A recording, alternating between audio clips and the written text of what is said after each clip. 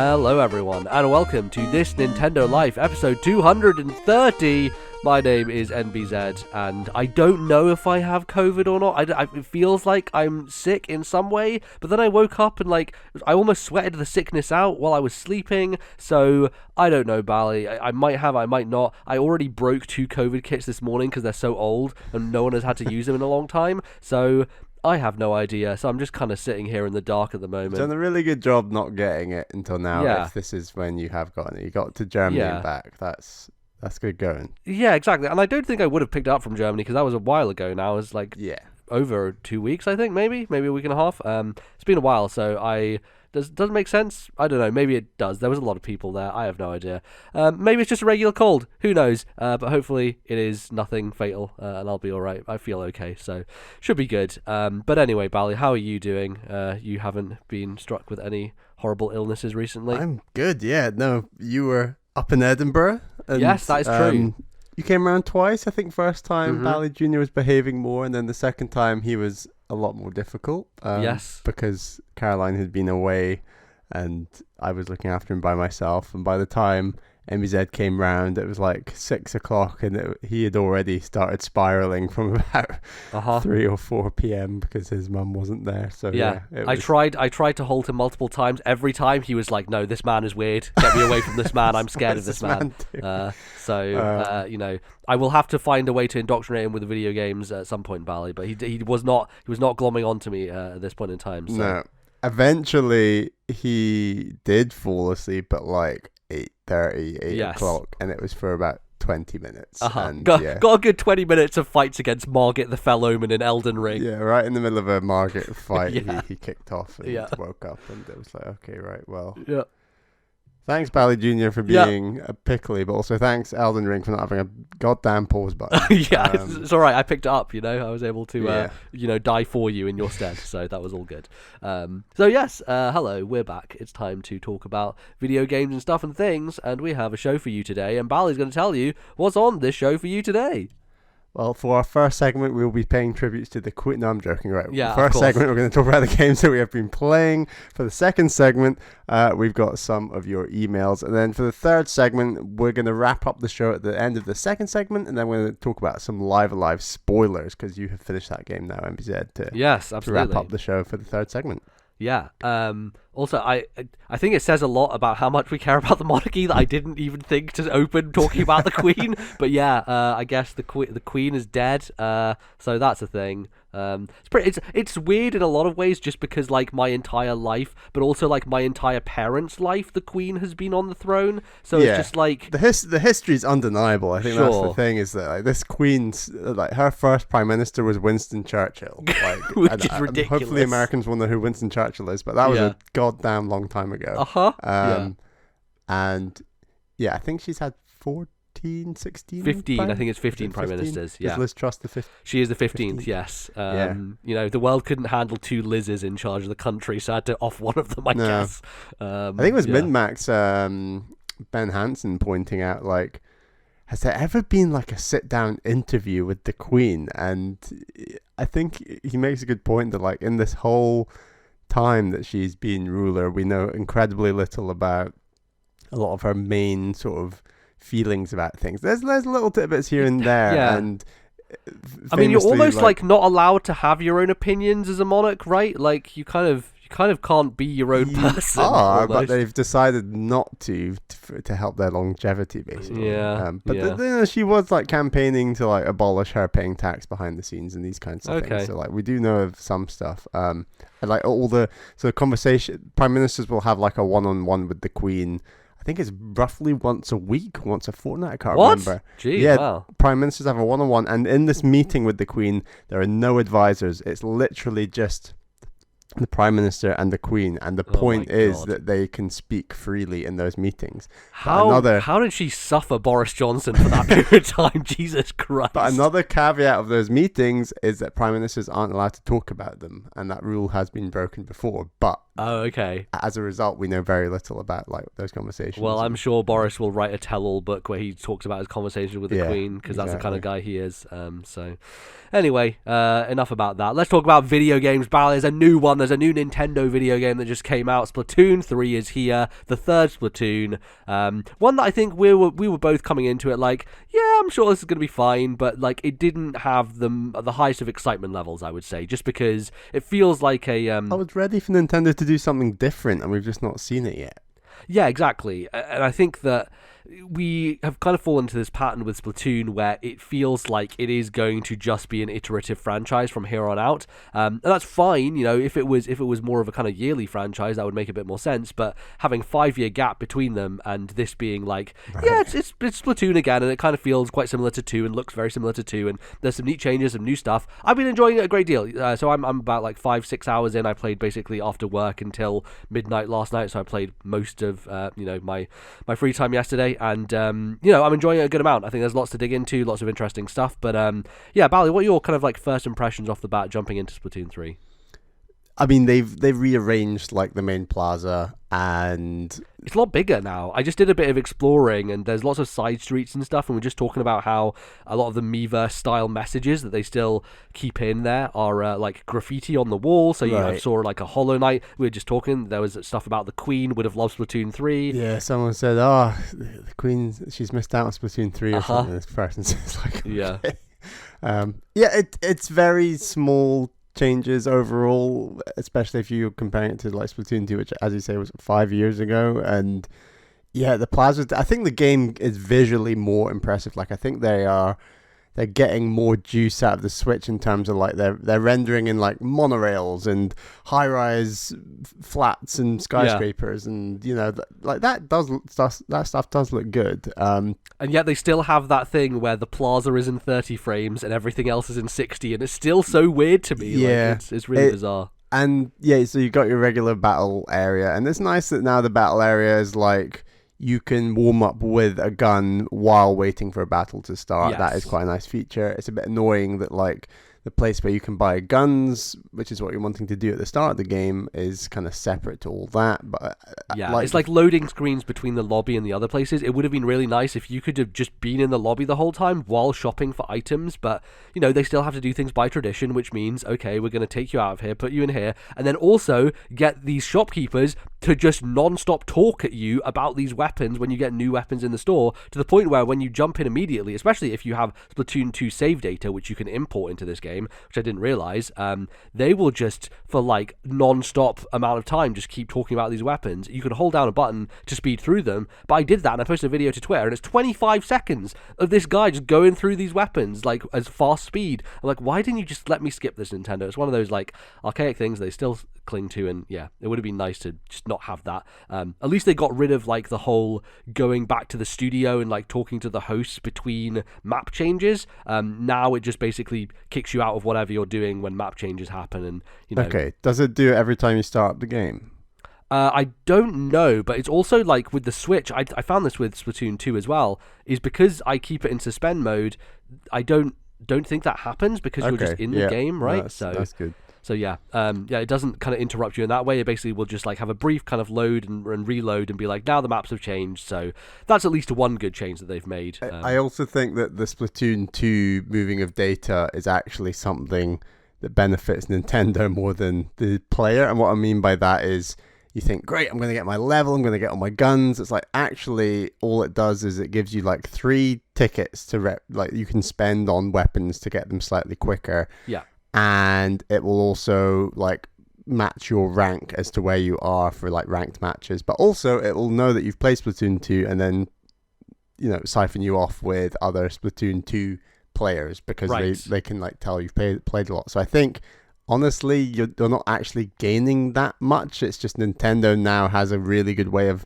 filtering out the noobs from the good players, so that presumably noobs are playing noobs and they enjoy the game more, and likewise good players are playing good players. And certainly us with a bit of rust found a lot of matches last night pretty tough, just even in Turf Wars, just like trying to get by, where there were some very high level users. High level in terms of like skill, not level. Right. It was some hard work, but I still had a really good time. One thing I want to tell myself this time is I really want to actually try to learn and get good at a few more weapons, because I'd always use like the Aerospray for Turf Wars and the NES Zapper for like ranked matches, and I want to actually be able to say, right, no, let's use the bucket. I was using the bucket last night. The first match, it was awful, but I progressively got better with the bucket to the point where I was getting like loads of kills and covering a lot of land, and like I just want to do that with a few more weapons. Yeah, definitely. And I think those are kind of the major changes I've seen so far. Obviously, there are some new maps in there.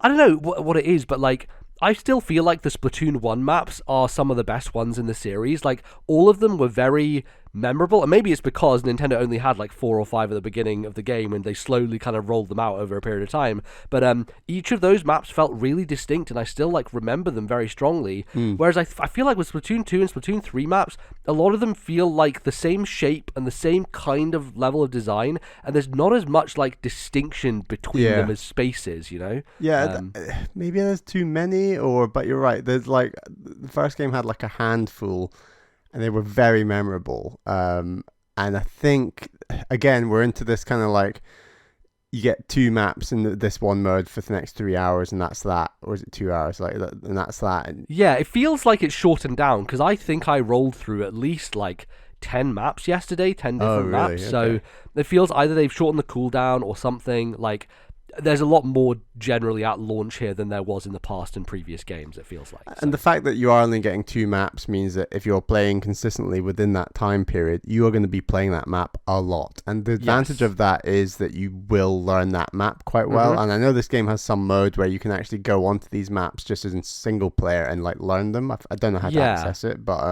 so that's quite useful. I think Splatoon 2 might have had that. I can't remember. But yeah, I think they both have local play, and I've never really used it. So that's like a good feature, but obviously the downside is like you're kind of playing it and like, I've just done this map 3 times in a row. Do I need it like a 4th time right now? Because essentially it's just a coin flip every time. So, it's easy to forget 3 heads in a row and end up playing the same map. So I would prefer if there was like three maps per rotation, like that just makes up a little bit more. Yeah, definitely. I would like to see there. I've seen one at least Splatoon 2 map return, which was the museum kind of art one that I remembered, and that one I like quite a bit. But I haven't seen any other ones. I'm not sure if there are Splatoon 1 maps in here, but that would be a nice thing to do, because I do really like those, and those were some of my favorites back in the day. I think the other stuff that has changed is different weapon types, but also like new specials and new kind of like abilities and stuff like that. So the few that I've tried, I would say the ones I've mainly played the new weapons wise is the bow and the Splatana. So both of these I think were shown off pre-release in kind of like their direct and their kind of like promotional material and marketing. But the bow it feels not super well built for Turf War, in the sense that you can kind of like spam the kind of short range version of it, and it will do like a good decent kind of blast of ink around you. But really, you have to hold it down, and it has multiple charges. So the first charge will basically go a certain distance, and the second charge will go a further distance. So it's almost sniping to some degree, but it's different, because instead of sniping directly with a shot, what you do is you have these 3 kind of shots that blast out the bow, and they become mini explosives. So you shoot someone, you hit them, but then there are mini explosives that kind of land on the ground around them, and they have like a half a second before they explode. So it's like a hit, then a mini detonation. So there is a way in which you can use this to kind of set things up where you're almost like dropping these detonators like right before somebody as they kind of walk into them.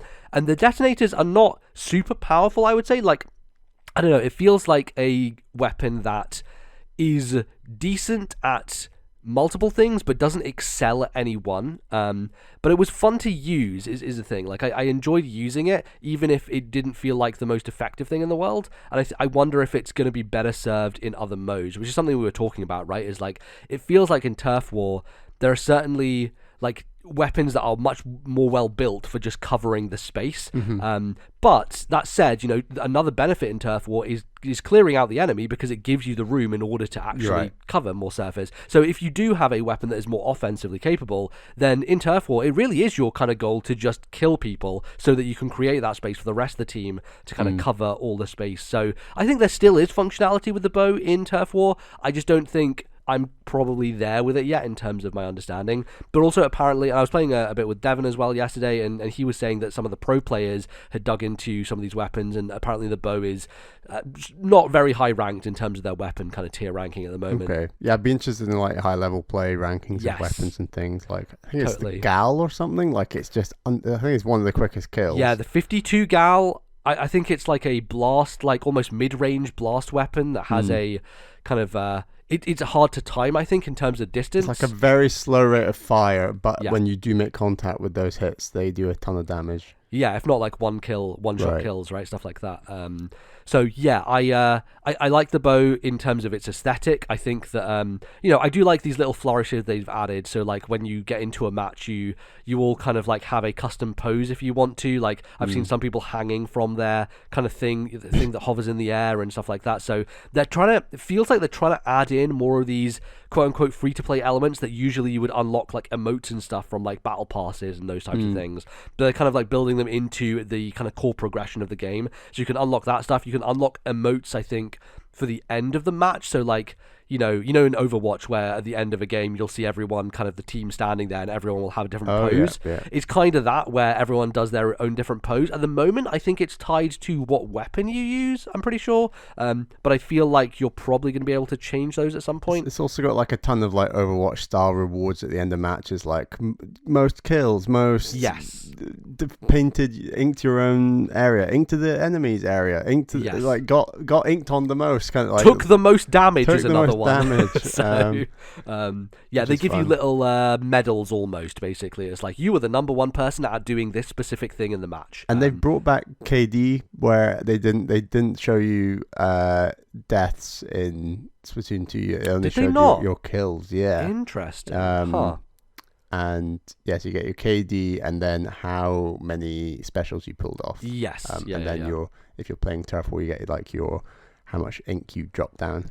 Yeah, pretty much. So yeah, it's nice to see those other flourishes. The other weapon that I had been putting a lot of time into was the Splattana, which is a melee weapon that is basically a katana, right? Like it's a sword style kind of painter, and it's really cool and it plays very differently. And I feel like I have to think differently and play differently when I'm using it, which is kind of like what you were saying. Like because I think I can fall into the habit with Splatoon of just being like, I'm just going to use the arrow spray and everything and not really change up because it's effective and it works. But it's like I kind of want to scratch back the layers of this game and really kind of understand it a bit more. And like with the bucket, like the first match felt horrible, but then by the second and third and fourth matches, I was like, actually the bucket's really good at like if I just stand at a high elevated place, I like that bridge and that level. Yes. And I'm just chucking bucket loads of ink off the side. Like the coverage is actually really good, and you can just kind of aim into space a bit more.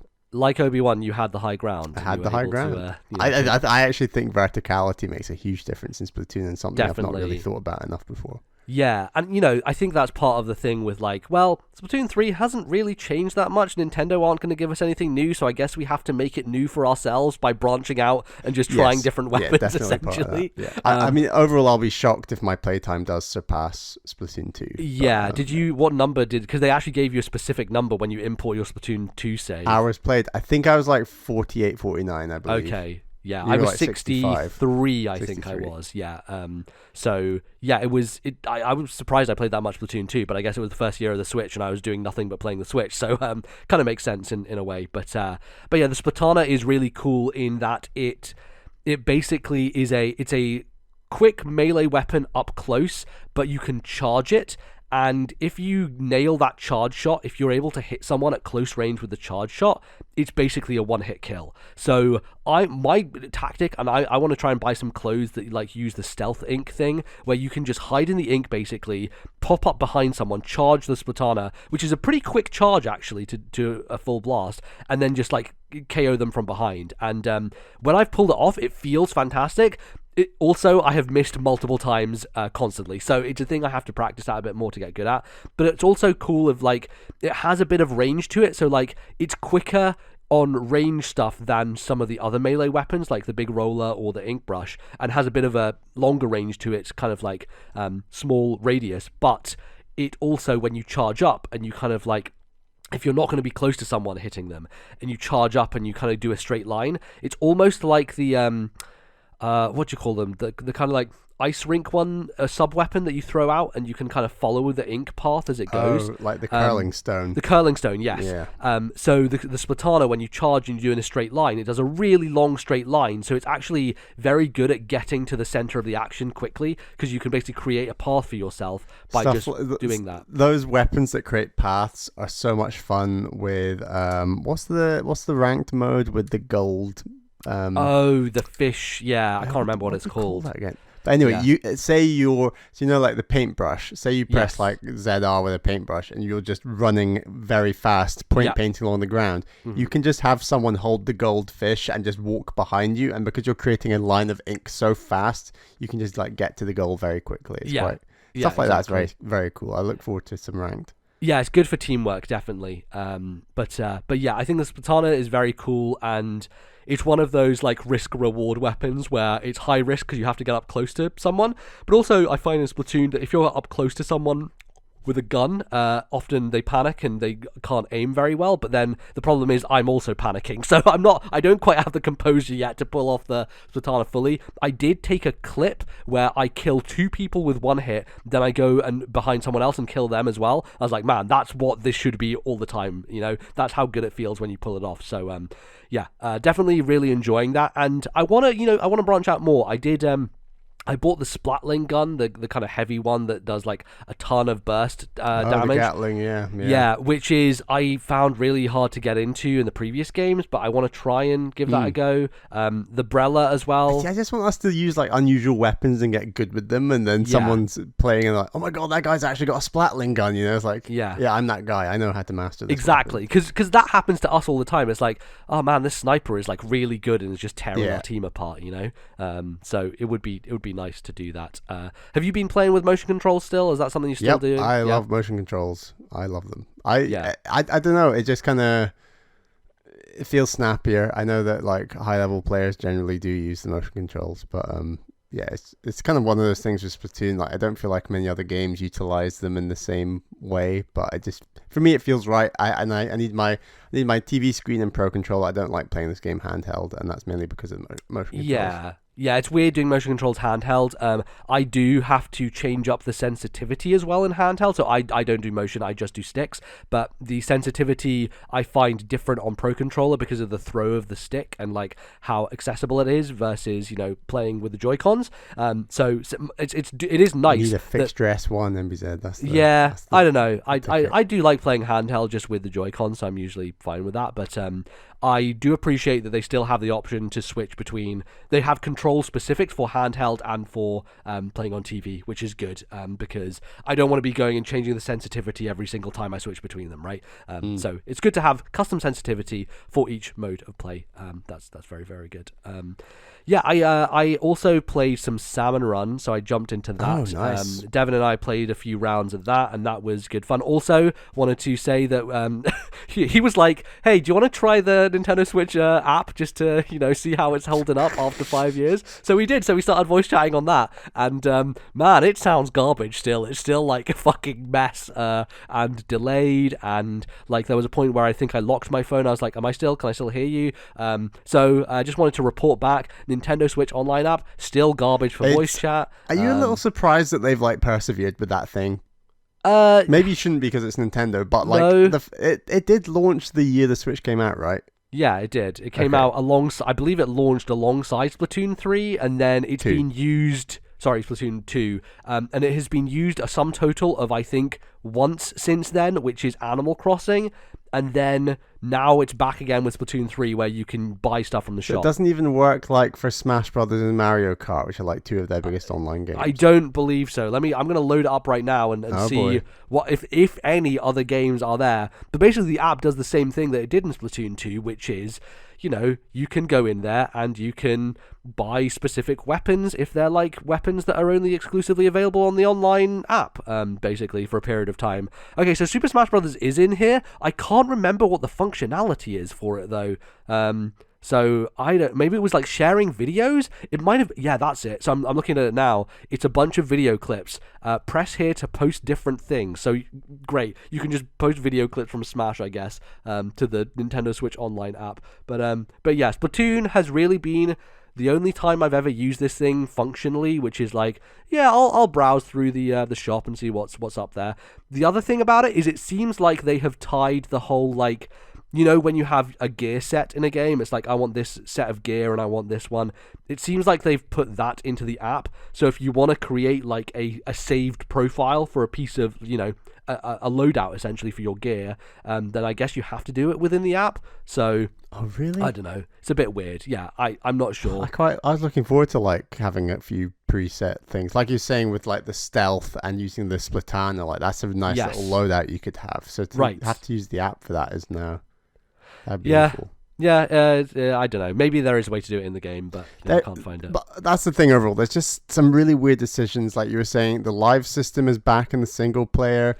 Well, I mean, we can talk about that, but like the start of the single player doesn't have lives, and so I texted you, and I'm like, I played like 5 levels, and then the boss, and I'm like, man, I haven't seen lives yet. I think we're in the clear, Bally. I think the game doesn't have them, and you're like, I swear I saw them in the direct, and then you know I get to the next area, and yeah, they just suddenly appear again. I'm like, motherfucker, why? Why would you do this, Splatoon? It's so frustrating.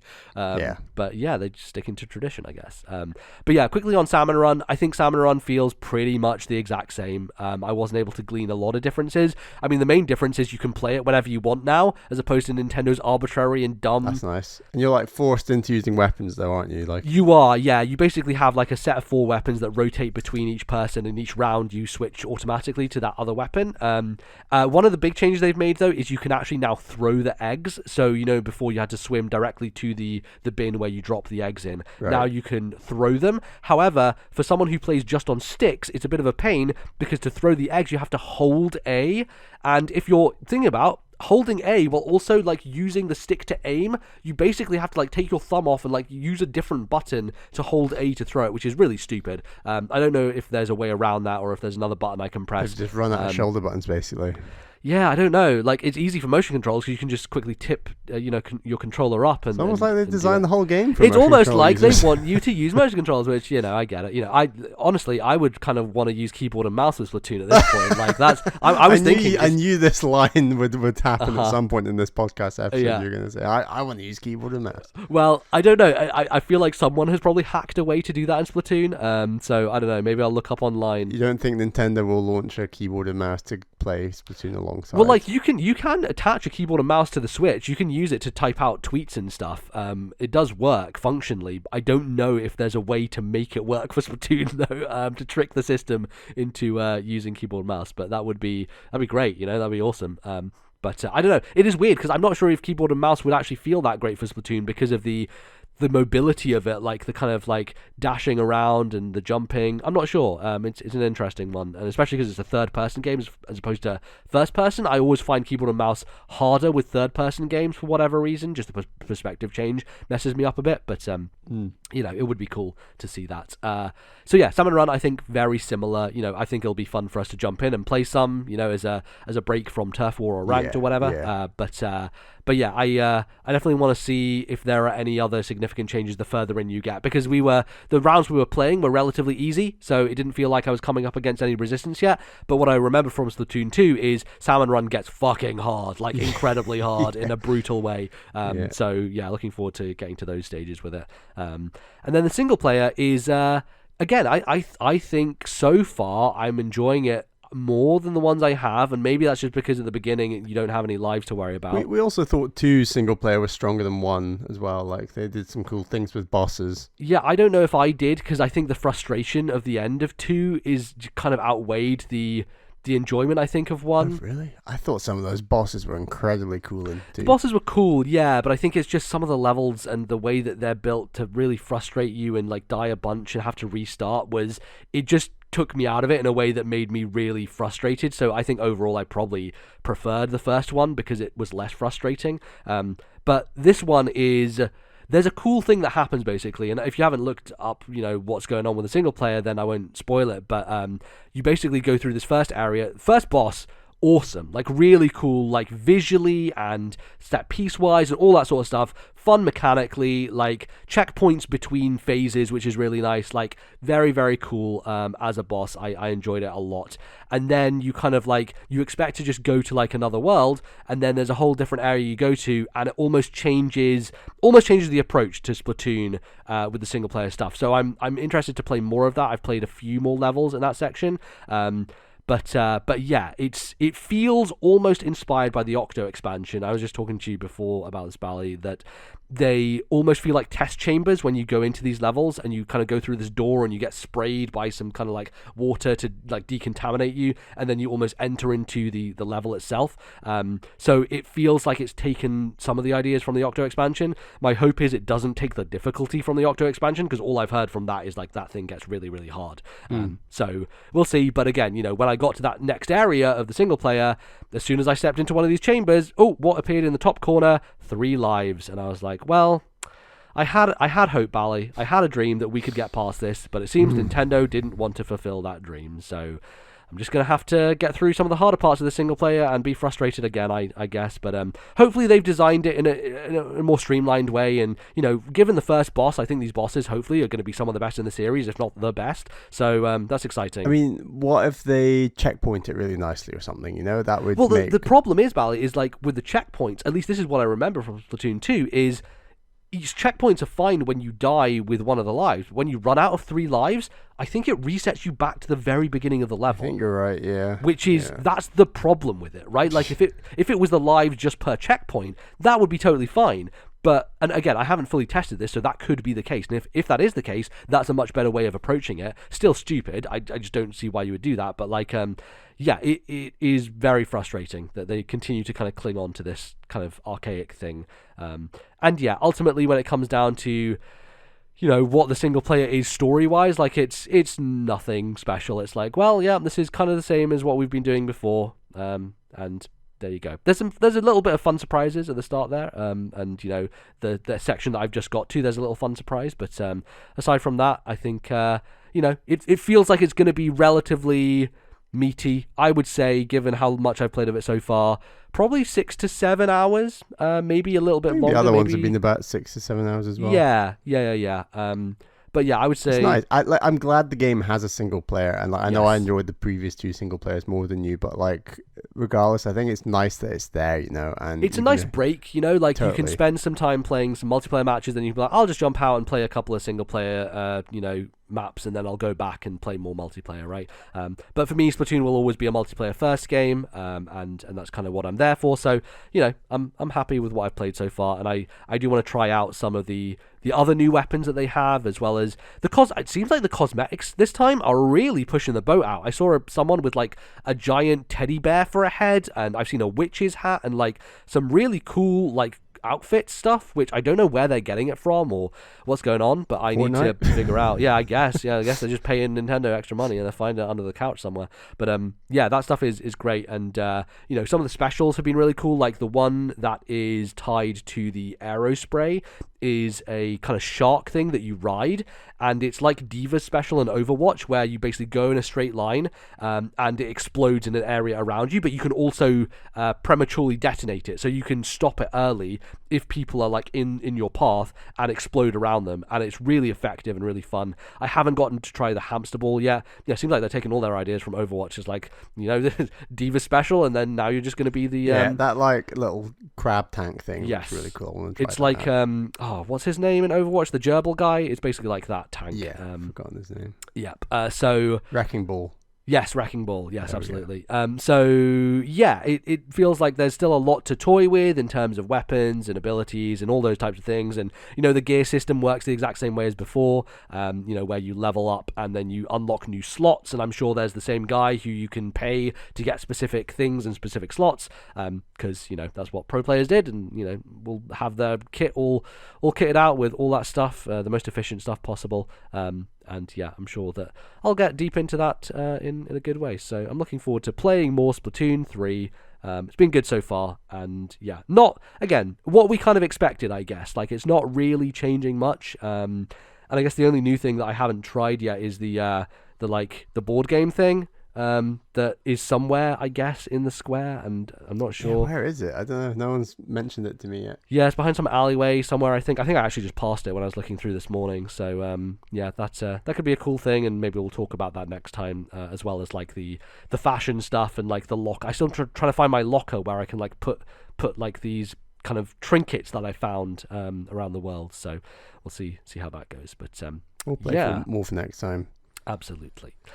Bally, you have started another game that is kind of Nintendo inspired in a lot of ways. Very Nintendo inspired. And it's on the Switch, although I am playing on Series X. But that game is Tinykin. And yeah, so a lot of reviewers and commentators and pundits are going like, yeah, this is like Pikmin. And it's like, well, yeah, you're right. It is like Pikmin. You are this character that runs around this world throwing these Pikmin-like creatures that are Tinykin. But I actually don't think it plays much like Pikmin because the Tinykin are incredibly responsive. You don't have to manage them like you do with Pikmin. There's no day-night cycle. There's no enemies in the game gonna eat your Pikmin.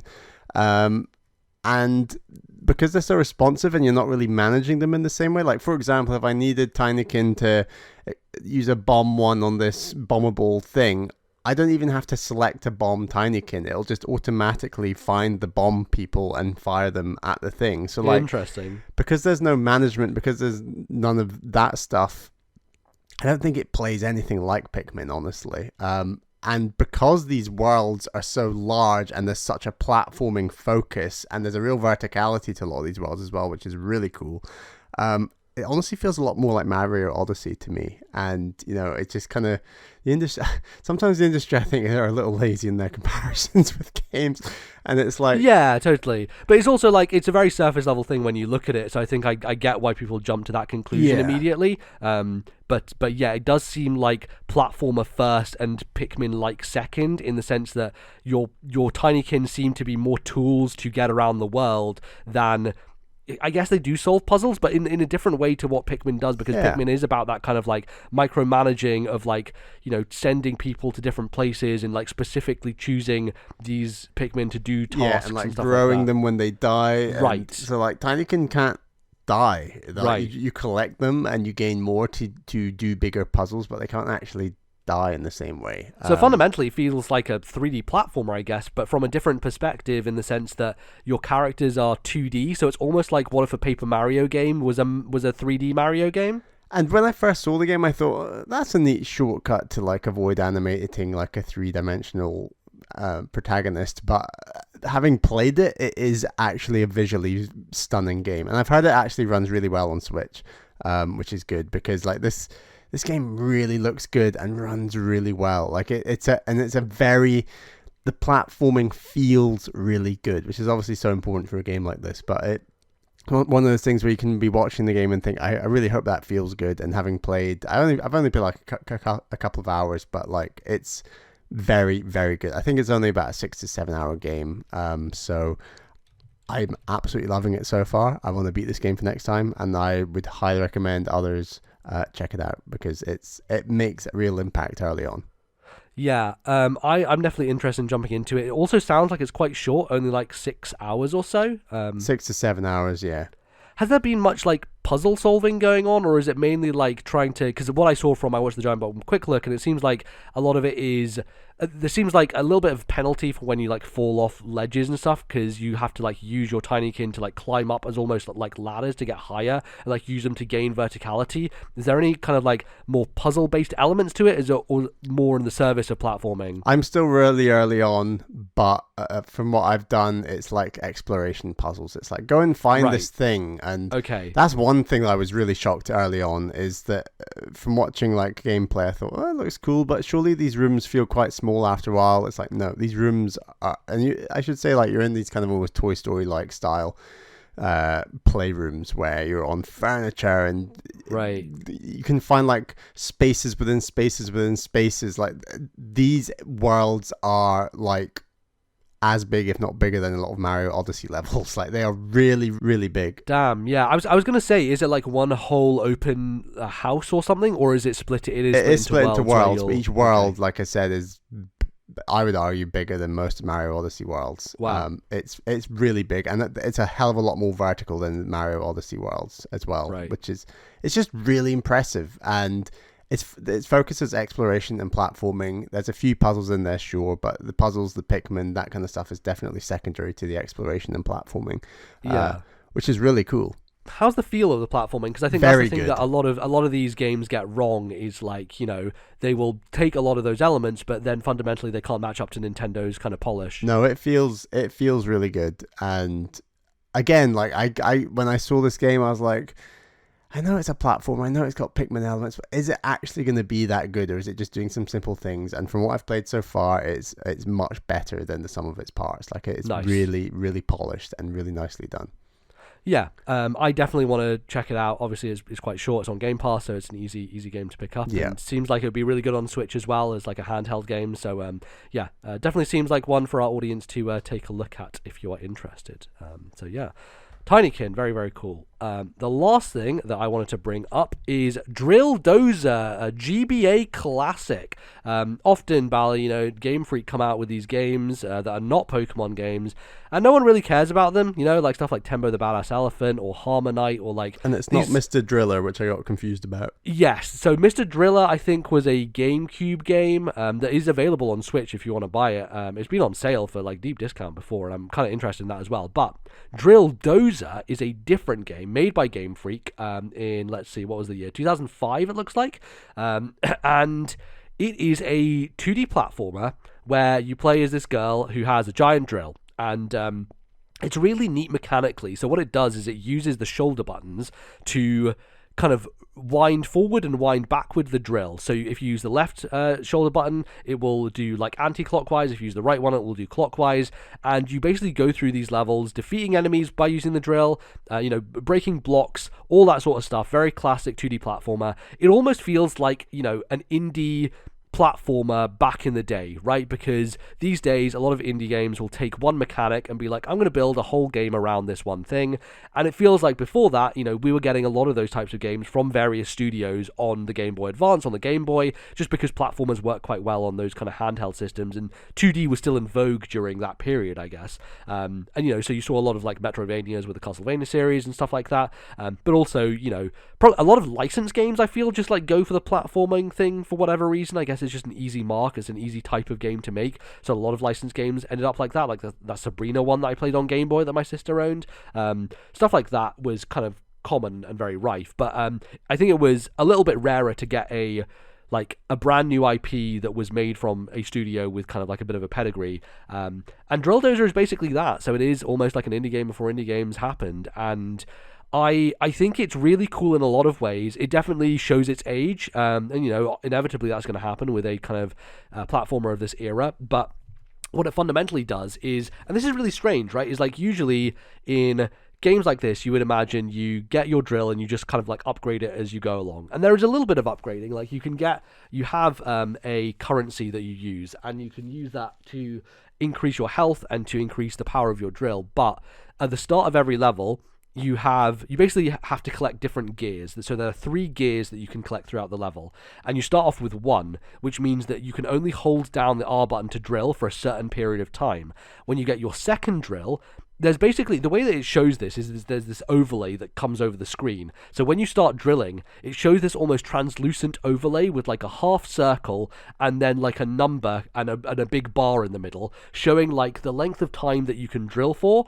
And then it goes into this kind of like this area at the end of the bar where if you have a second gear part, you can click the shoulder button again and it will kind of rev up again. So you're almost revving up once, waiting till it hits the end of the bar and revving it up a second time, and then when you get the third gear, you rev it up a third time, and then by holding down with the third gear, you basically infinitely drill. So you have kind of a limited number of time that you can drill for the first gear and the second gear, but once you get your third gear, then you can basically like non-stop drill as long as you're holding the shoulder button down, which is helpful for certain sections of the game that that involve like platforming over long gaps where you have to kind of like chain different blocks together, stuff like that. And you can do this from all different angles. You can't do it diagonally, but you can do left, right, up, and down. So you can like drill down onto the top of an enemy's head, almost like Link's down A move in Smash Brothers, right? Like a stab down. And you can do an up stab as well, where you can kind of like drill into objects, and a lot of bosses take damage from doing that. And there's lots of like different little things, like you'll see nails in the wall that you can drill in that will then open up other paths. Lots of puzzles and stuff built around it. I would say the game gets a little weaker when you have to do stuff like, okay, well, it's a classic platformer, so we need to have a underwater level and we need to have a flying level. And so they introduce like new facets of your machine to be like, well, now you can drill underwater, but because you're using the drill to do it, it just is a little bit cumbersome, right? You will generally have like less control in those spaces because they're trying to simulate the kind of the water physics, and underwater has never been the greatest thing in 2D platformers, but especially here where you almost have to preempt stuff and like start moving before you think you should, because it will take a bit longer to rev up to move out of the way. So the boss of the underwater level, for example, throws a bunch of fish at you, and you almost have to like start drilling before he started throwing the fish, because otherwise you won't be able to get out of the way in time. And then it's also slow to like turn back the other way to the right, if you want to get out of the way of something. It's just a little awkward, which I think the game almost understands, in the sense that it gives you a lot of health. It not only gives you like one full health bar, but then you have almost energy tanks underneath that, so you can also buy more of those as the game goes on. And I think I have 4 now, so I basically have 4 full health bars to go through before I die now, which is very helpful. But also, because I'm playing on emulation, I can save state, which makes things much easier. So when I'm fighting bosses, I'm often just save stating at the start of the boss, and when I get to a checkpoint almost, I'm like, yeah, I'll save state again because I don't want to die here. So it's very much the type of game that I appreciate playing now, because I have save states to bounce off of, and that helps a great deal to kind of get over the archaic stuff. And similar with the flying section, which I've just done, I just did the boss of that, but like the boss of that section, and like the whole area is like this vertical shaft up this building, and you're kind of like drilling, like having this almost helicopter thing with your drill to like get you higher and higher, and you can use, in that instance, you can hold down both buttons at the same time to hover mid-air, so you can kind of like hang in the air as you kind of wait for the timing to get further up. But it kind of gets a little bit pat your head and rub your stomach at the same time, because the drill still acts in the same way, so you have to build it up from 1 to 2 to 3. So it's almost like, okay, I need to build it up but also hover in the air at the same time, but make sure I'm building up while I'm hovering so that I can get it to the maximum of 3, and then that makes things a lot easier. But yeah, I definitely recommend checking out footage of this game if you haven't seen it before, to kind of see what I mean when I'm talking about like this kind of weird transparent overlay. I think these days they could have done a better job UI wise of making that work, because it almost covers half the screen when you use it, and you're drilling a lot. Also, I had to turn off the rumble in this game because it was making my Ambinic just like buzz like hell, because every time you drill it will just go crazy loud. So because you're drilling all the time, I was like, I can't, like, the rumble is nice, but I can't have this happen. It would be way too much. I wonder if this game had a rumble pack that came with it, because I know some GBA games did, or at least what happened with Metro Prime Pinball was they used the GBA slot on the DS to give you a rumble pack almost. I think some GBA games had it. I'm not sure if this one did originally, but it has rumble in the menu, so I'm guessing there must have been a way to do it back then.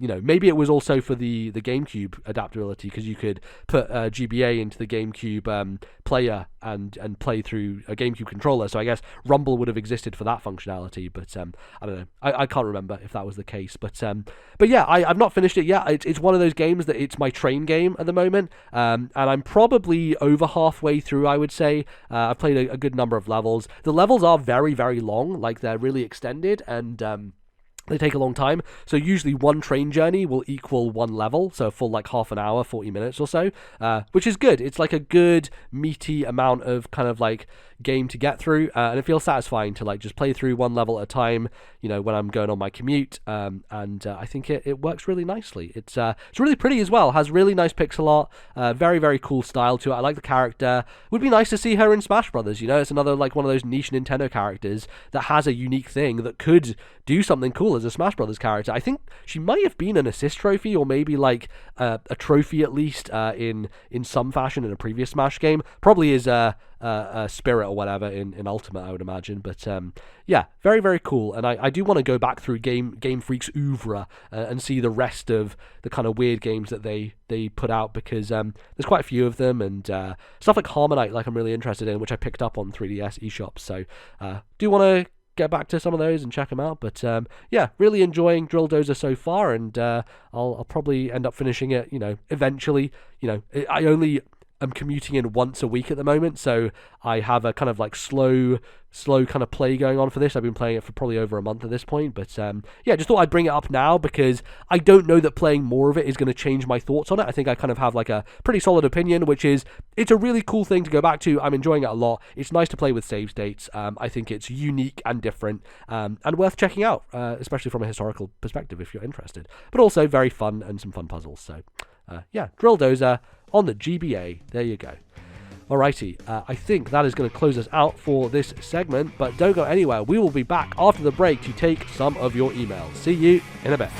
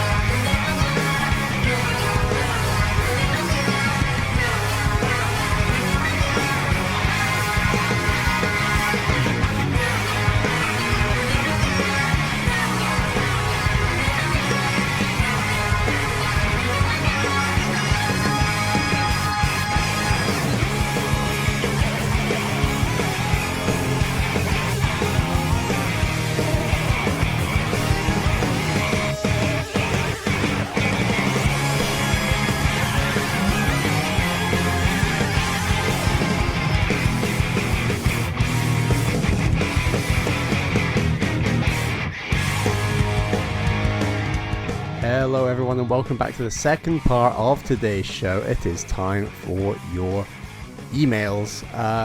We're doing okay for emails, but we do always need more because they run out really quickly. Send them in. If you would like to send an email, please send it to ThisNintendoLife@gmail.com. That is ThisNintendoLife@gmail.com. We also have a Discord server. We have a channel dedicated to emails where you can post thoughts and comments and questions.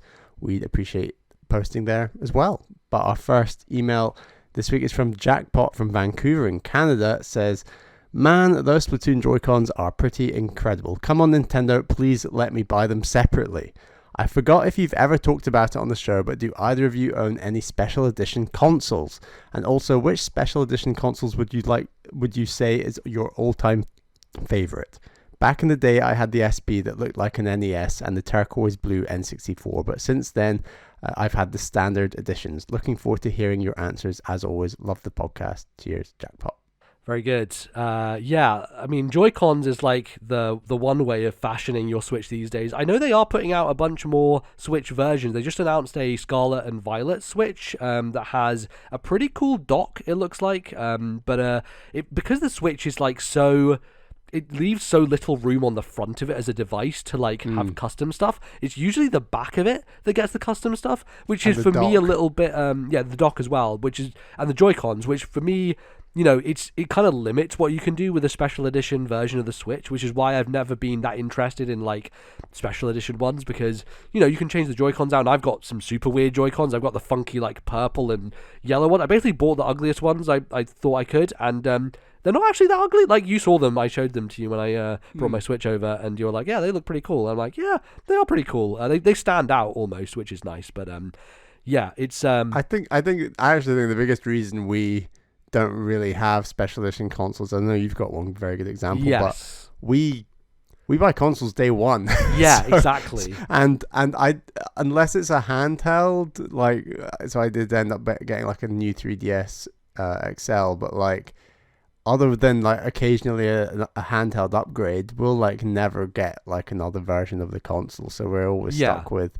vanilla. But everyone knows me. I like my vanilla, so it's not the end of the world. Yeah, totally. I think, the timing has to line up, especially with handheld consoles, because I think you could have maybe gone for I guess it's weird, though, because you wanted to get the brand new 3DS XL as soon as it came out, which means at that point in time, there wasn't a specific special edition of that console. I think it was just black and blue. Yeah, totally. Which means that like you were upgrading, but because you were upgrading within the release period of that thing anyway, there still wasn't, because all these versions come afterwards, right? Like you always have to wait a bit of time for there to be variations on consoles. And it's usually, I find it is usually handhelds that get the weird versions, right? Like you do sometimes with Nintendo get console editions that are a bit off the wall, but usually handhelds are the one that I think, from a perspective of Nintendo, they see that people like kind of like the fashion aspect of it, and I think the new 3DS was a good example of that, where they literally had faceplates for it, so you didn't even buy special editions of that, you just bought faceplates and kind of customized it how you wanted to, which I know people are kind of like up and down on that as an idea. I think a lot of people prefer the just generally the idea of a full special edition console because it is like fully painted on properly and all that sort of stuff. But yeah, there is one really good example that I have, which is my Game Boy Color. So my sister originally owned a Game Boy Color for whatever reason. She got a launch version. She got the purple one, which was I think they had about 5 or 6 launch colors actually with the Game Boy Color. They did, yeah. It was a big ad campaign. It was like the green, purple, orange, turquoise, blue, and I can't remember the last color. Yellow, maybe? I can't remember. Yeah, something like that. But yeah, they I feel like they don't do that as much nowadays either. It's launching with a bunch of colors. Do you remember like with GameCube, they're like, we're going to have like 12 colors, or maybe it was Wii. I think Wii, remember that screenshot of Wii that had like red and green and all these, and then they realized, oh, we've run out of just the base model, so we can't do colors. It was just white Wii's for a very long time, I seem to remember. I don't think they ever changed the color on Wii, or if there ever was a special edition of Wii. The only difference was the Wii Mini, which was red and only in the UK and Canada, and was never sold. Are you sure they never launched a different colored Wii? I mean, I'm sure there's one. There's the Queen's Gold. Speaking of the Queen this episode, the Queen's Golden Wii, which was sent by Nintendo as a gift to Her Majesty the Queen, that was then bought by someone online. If you watch People Make Games, Chris Bratt, who runs that channel, they did a whole thing about tracking down the Queen's Golden Wii, and there's, I think, this guy in maybe it's in the Netherlands who basically found it or bought it off eBay and now has it as part of his collection, so he owns the Queen's Golden Wii, which is a Wii that is just gold. That's basically what it is. But aside from that, I can't think of any other colors. There was a black that released with Wii Sports Resort. Really? And then the only other one. Oh, there was a light blue one, and there was red. There was a Mario bundle with red. I don't remember any of these, but yeah, I guess. But you're right. There wasn't the full assortment that they basically hyped the Wii up with. Yeah, totally. Yeah. But yeah, in terms of handhelds, that's generally the ones that they'll do most, which is why the one that I have, so my sister had the purple one, that's where I played Pokemon Blue and all that sort of stuff, but then we went to America, and that was around the time when Gold and Silver was coming out, and I was as Pokemon obsessed as you get at that age, and I wanted Gold, I wanted Silver, so we bought both of them, and also bought a special edition Game Boy Color that was a Pichu/Pikachu Gold and Silver Game Boy Color. That was the plan that you were gonna get a Game Boy Color because you kept using your sister's Game Boy, or was this a bit of a surprise for you at the time? I think it was a little surprise because I don't think I bought it myself. I think my dad, when we were off doing some other things, eating lunch or something, I think my dad went and bought it. So it was a little bit of a surprise for me. But got both Gold and Silver as well as this special edition Game Boy, which then became my Game Boy. So was it a bit of an impulse buy from your dad? He might have seen it in the shop and been like, yes, that's the Yeah, I mean, I think I was asking for it. I was like, Dad, I need to get the new Pokemon. It's not out in the UK. I mean the Pikachu Special Game Boy. That's what I mean. Yeah, I don't know that I was even aware that existed. I think he just saw it and was like, well, that's a Pokemon themed one. I should probably get that. I do wonder. Now, my dad is always after a bargain. He's not. You say impulse. He's not an impulse person. He will never do that. Very rarely does he ever do that. So I don't know if this is true. I don't know if he will even remember. My thought is that there was likely a deal where you could get both Gold and Silver and this Game Boy together for some discount. That is my thought on why he specifically went for that one, because otherwise he would have gone for one that got the best deal possible. So that's my guess anyway. But hey, whatever. I ended up with an extremely cool Game Boy, which basically, depending on the light conditions, it either looks silver or it looks gold. And it's so cool. Like, I still have it to this day. It's back in Edinburgh and kind of safely in my Game Boy. I have a kind of case that keeps all my Game Boy stuff and the games, and still works to this day. Still a really, really cool special edition Game Boy that, again, I didn't buy it myself because, I don't go out there and buy special editions, but I was in an age where I was Pokemon obsessed, and my dad saw that and probably got a deal on it, and hey, there you go. That's the very special edition Game Boy Color that I own, which I treasure greatly. I really, really like that thing, so it does hold a kind of sentimental place, I guess, which is the nice thing about special editions, right? They feel special because they are, they're different, and not many people have them, right? So. I think one example of a Nintendo console I did not get at launch, I was a bit checked out of gaming a ton at that point in time, but I didn't buy a Wii U at launch. Now everyone's like, well, that was an obviously a good decision, Bally, because the Wii U at launch didn't have a ton with it, but I got one a few months later, and frustratingly, I think it was a few months after that, or maybe it was a year. It wasn't a ton of time, but that's when they released Wind Waker HD, and that had a Wii U that you could get a bundle. Oh, right, and it was black with gold Zelda ornate design. It was pattern. Hylian trimming, basically. Yeah, Hylian trimming, and it looked incredible, and obviously came with Wind Waker HD, and I had already bought a Wii U, and I thought, if I just waited a bit longer, because this is the one console I've not actually bought at launch, I would have been well up for that, and that's probably my favorite Nintendo Special Edition console that I can remember. There's always been great Zelda Special Edition consoles. The one for me is the one that I really wanted, and I never owned this version of the GBA, but the SP had some sick editions. They launched it with that weird tattoo one that was a UK specific one. I think I'm not sure if that tattoo one went anywhere else, but it almost felt like a UK marketing thing in a weird way. But the special edition that I desired the most in the world was the Golden Zelda SP that had the Triforce on the front.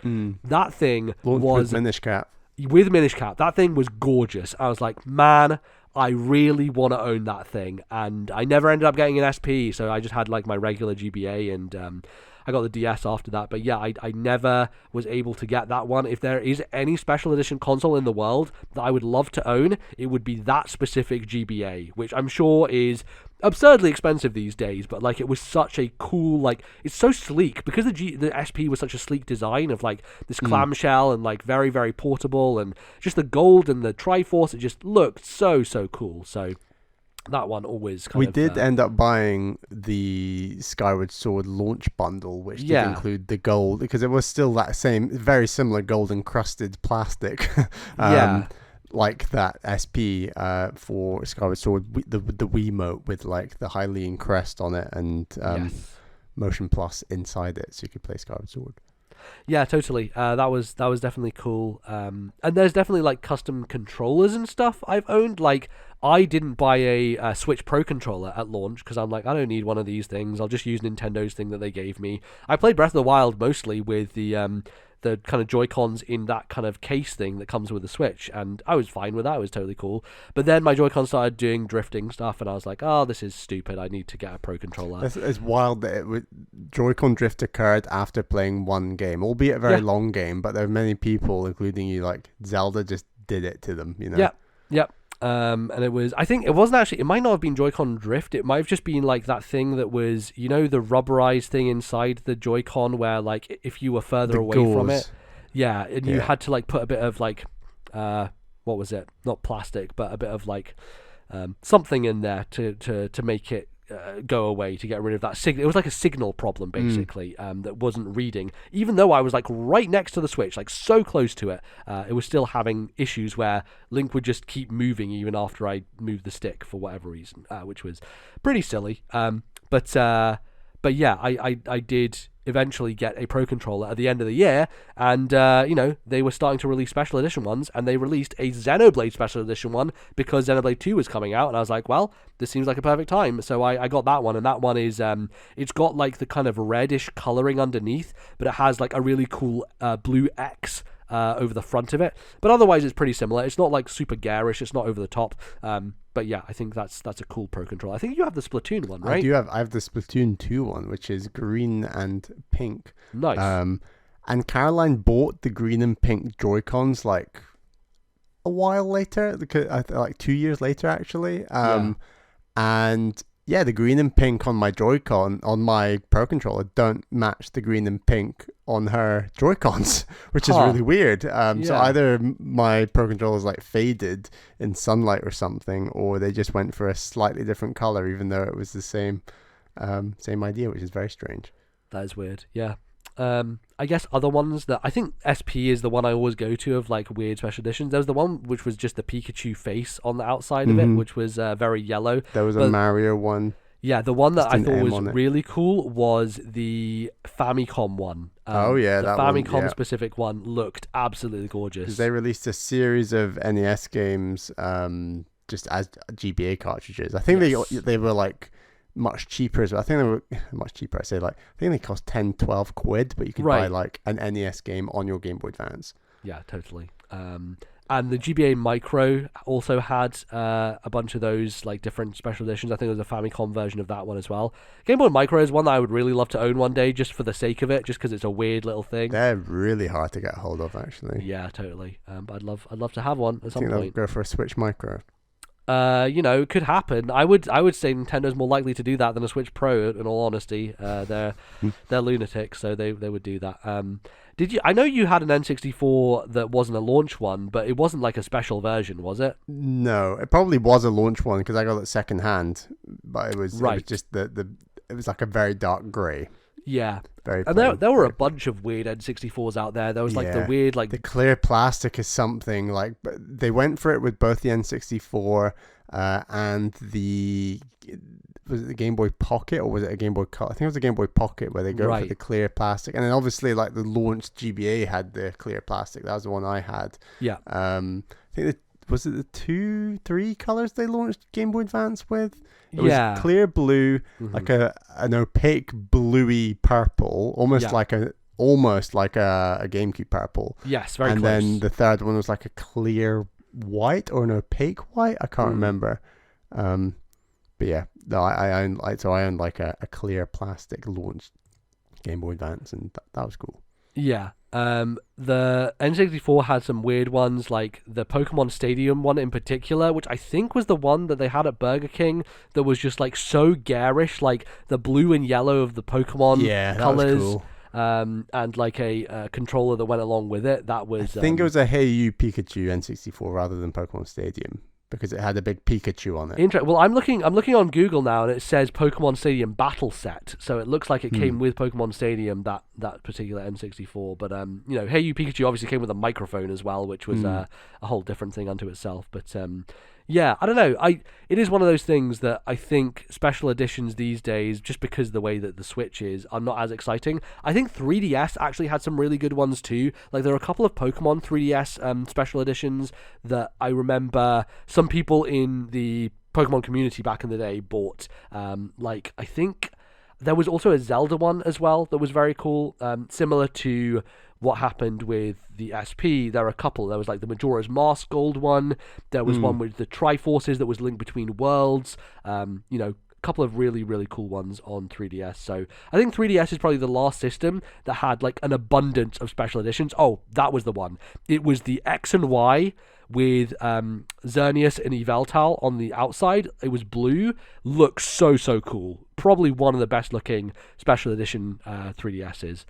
So yeah, that was another one that I saw a bunch of people in the community getting and was a little jealous of, as well as the Fire Emblem one. The Fire Emblem one also very cool, but that was a regular 3DS and not an XL, so it was less appealing, I think, because it was by that point in time, people were kind of moving on, I think, to the next version. So I think that the Animal Crossing Switch one looks very good, and I know that it's very popular online. Definitely, real clean finish. But yeah. Mm-hmm. Yeah, so loads of special editions out there. Most of them we don't own, but I don't know. I'll probably hit a midlife crisis soon and start buying stuff. So who knows what's going to happen?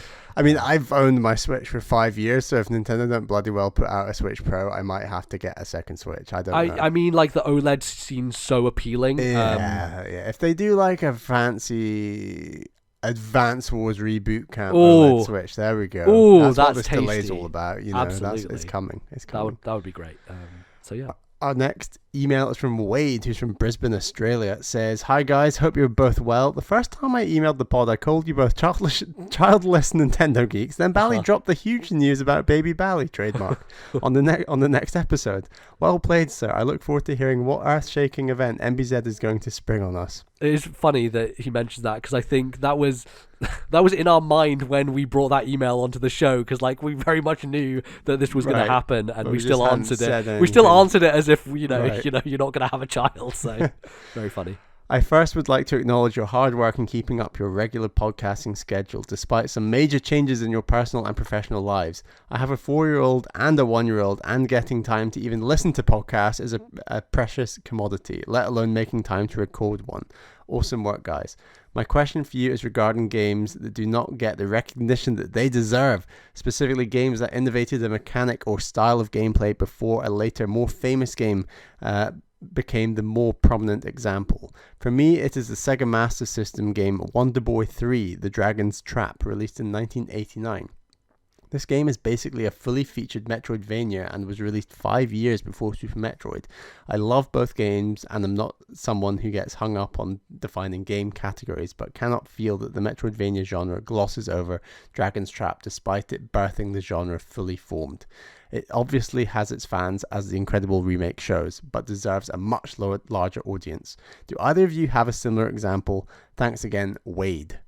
Thank you, Wade. I want to try that Dragon's Trap remake. It looks really nice. Like the kind of like polish of coat of paint they put on it is very cool. I did hear that it's a little, not janky, but it's a little underbaked when it comes to those systems. And I wonder if that's the thing here, right? Is that ultimately the game that gets remembered for being the one that kind of does it right is the game that basically isn't the first to the bat, right? Like, even if Wonder Boy was the first to bat, Super Metroid was the one that made it good, And not to say Wonder Boy is bad, but like Super Metroid really nailed it basically out the gate. And it's almost like the game that can nail the stuff that goes beyond the mechanic is the game that sticks in a way. Because Super Metroid, as great as it is mechanically, is remembered for its eeriness, its bosses, its music, its presentation. Like, it goes beyond just the nuts and bolts. Yeah, which is why another good example is Wolfenstein 3D and Doom, right? Doom is often remembered as like the innovator in the first-person shooter genre,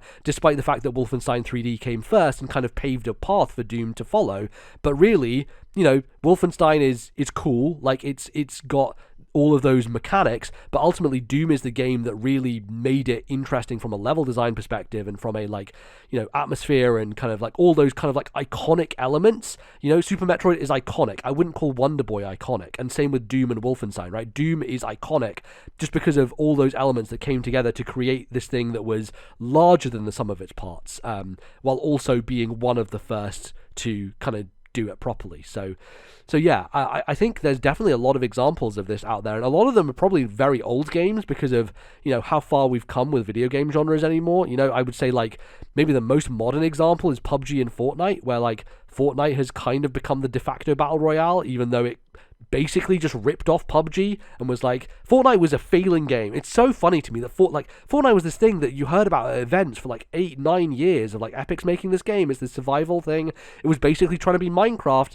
and then they're like, well, this is failing, let's just steal what PUBG did. And all of a sudden it's the biggest game in the world because they provided a free-to-play model to it, and just built it out as this entire thing. And because it did it in such a smart and effective way that targeted a different audience, an audience of younger people, it became the de facto thing, even though clearly PUBG was the thing that did it first. But even then, not even PUBG was the first thing that did it. PUBG was like a spin-off of a bunch of mods that had been happening in the Armour community, like spinning off of DayZ, if we want to talk about like going back to like that type of stuff. Like PlayerUnknown started by doing stuff like DayZ, and then managed to kind of like work in these other mods, and like I think PUBG started as a mod for one of the Armour games anyway, so like you can really trace the origin back. But really, if the genre finally stuck fully with Fortnite in terms of the wider public consciousness. So yeah, this kind of stuff doesn't happen too often anymore, but I would say that's kind of the best modern example of it. A game that I actually own but never really played a ton of, but often gets overshadowed by other games and was arguably the first in its genre, I believe, is actually Jet Force Gemini on the N64. Okay, for like the third person shooter kind of thing. I mean, Fortnite wouldn't exist without Jet Force Gemini. Sure, of course, like, yes. Thanks, Rare. So, but even like the way it's not just Fortnite, obviously, but games like Uncharted and huge successful games like that, like third person shooting. There's obviously a ton of games in between that I can't think of right now. But yeah, I mean, Gears of War kind of like became the thing that innovated that type of game for the 360 era. With cover-based shooting and stuff like that. It was a cover-based, yeah, but totally Jet Force was kind of before all that, which is quite exciting. A lot of mine are actually quite modern because I've kind of focused on games that had a really cool mechanic and haven't been fully developed since, even though they are quite modern. Yeah. So I don't think we talk enough about the removing of lives with Super Meat Boy. As much as Super Meat Boy is talked about, I think that the removing of lives has even infected Super Mario Odyssey when we step back, which is incredible, but sadly not Splatoon 3. But I think that's a huge deal, and I think obviously Celeste is a game that is inspired largely, especially that aspect, lack of lives. But then a game like Celeste, with its Coyote time and other stuff it does mechanically, really hasn't been replicated since, I don't think, in the 2D platforming space. And like 2D platformers are a really weird modern genre, and the interesting thing about Super Meat Boy and Celeste is that they're like modern incarnations of that genre, where there used to be so many 2D platformers and now it feels like there's hardly any in comparison. Like I think that the history books will look back on Celeste as the one when really Meat Boy was kind of carving out. Both of them are innovative and game changing in their own way, but I think Meat Boy arguably was the first and has the more it has the bigger ideas first, if that makes sense, as much as Celeste has cool ones. It fundamentally changed the idea of what a platformer could be, with like how short the levels were, how quick burst everything was, like that's a thing that has become almost a subgenre of platforming because of Super Meat Boy, because it basically looked at the trends of what was happening in platforming games and kind of bucked all of them, and I think that's why it kind of stands out as like something really special. I actually had Rayman Origins on here, which is almost like a kind of takes what Super Meat Boy did but then applies it to more traditional platformers where like the levels are longer. But I think Rayman Origins doesn't get enough credit to be like as a modern 2D platformer that really did excellent stuff generally across the board. And on Meat Boy and Celeste, I'd argue stuff like Celeste is to Super Meat Boy is a bit like Hades is to Dead Cells in some way, like... I mean, and Dead Cells is to Rogue Legacy. I would go as far back as Rogue Legacy as like the real... Obviously, rogue-like games were happening around this period. You have stuff like Spelunky and The Binding of Isaac, but Rogue Legacy for me stands out, and the reason I think it's really important is it applies the progression aspect that I needed for these games to work, right? Because so many of those other games are pure roguelikes, which means there is no carrying over of anything. You just restart again every time, and it's just a fresh new thing. Whereas Rogue Legacy was like, okay, cool, but what if we had a bit of meta progression to go along with it? And that was the thing that got me into the genre, because otherwise, I don't think I would have ever been interested in roguelikes, because I just don't like that idea of making no progression whatsoever. So Rogue Legacy coming in and being like, well, actually, this is what we can do. We can upgrade this castle. We can give you new abilities and help you get further by not just your own skill, but also by kind of buffing you up alongside that. So yeah, that for me is the one that should get a lot more credit, I think. And then one that, is it 2011 or 2012, I can't remember, but the game you made me play or suggested I play, and its mechanics haven't been replicated since, in my view, is Mark of the Ninja.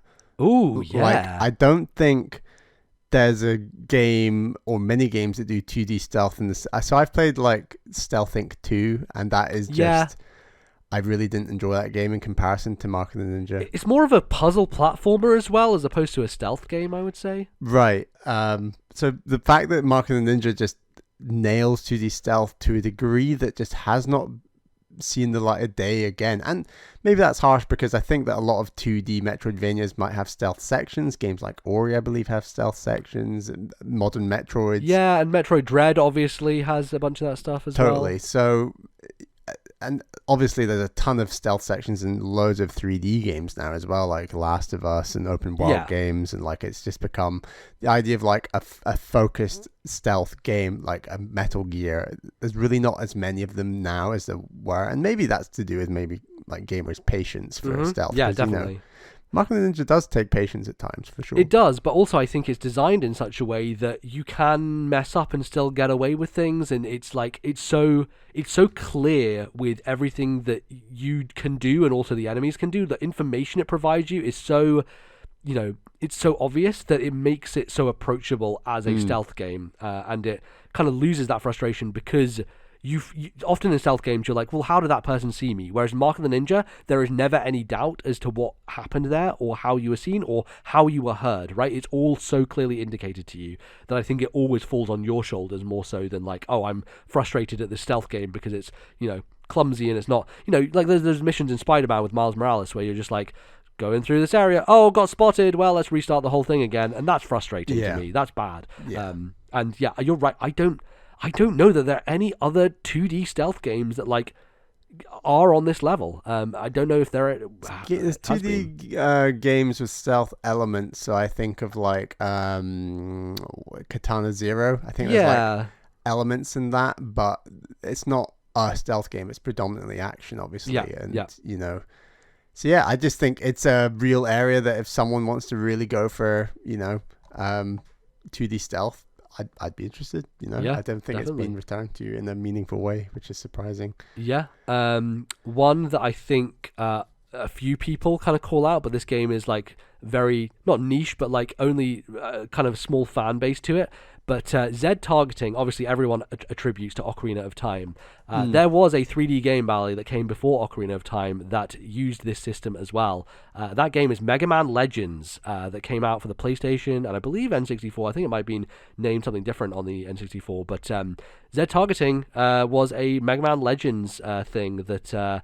it actually did it before Ocarina of Time did. But obviously, Mega Man Legends, it's a good game.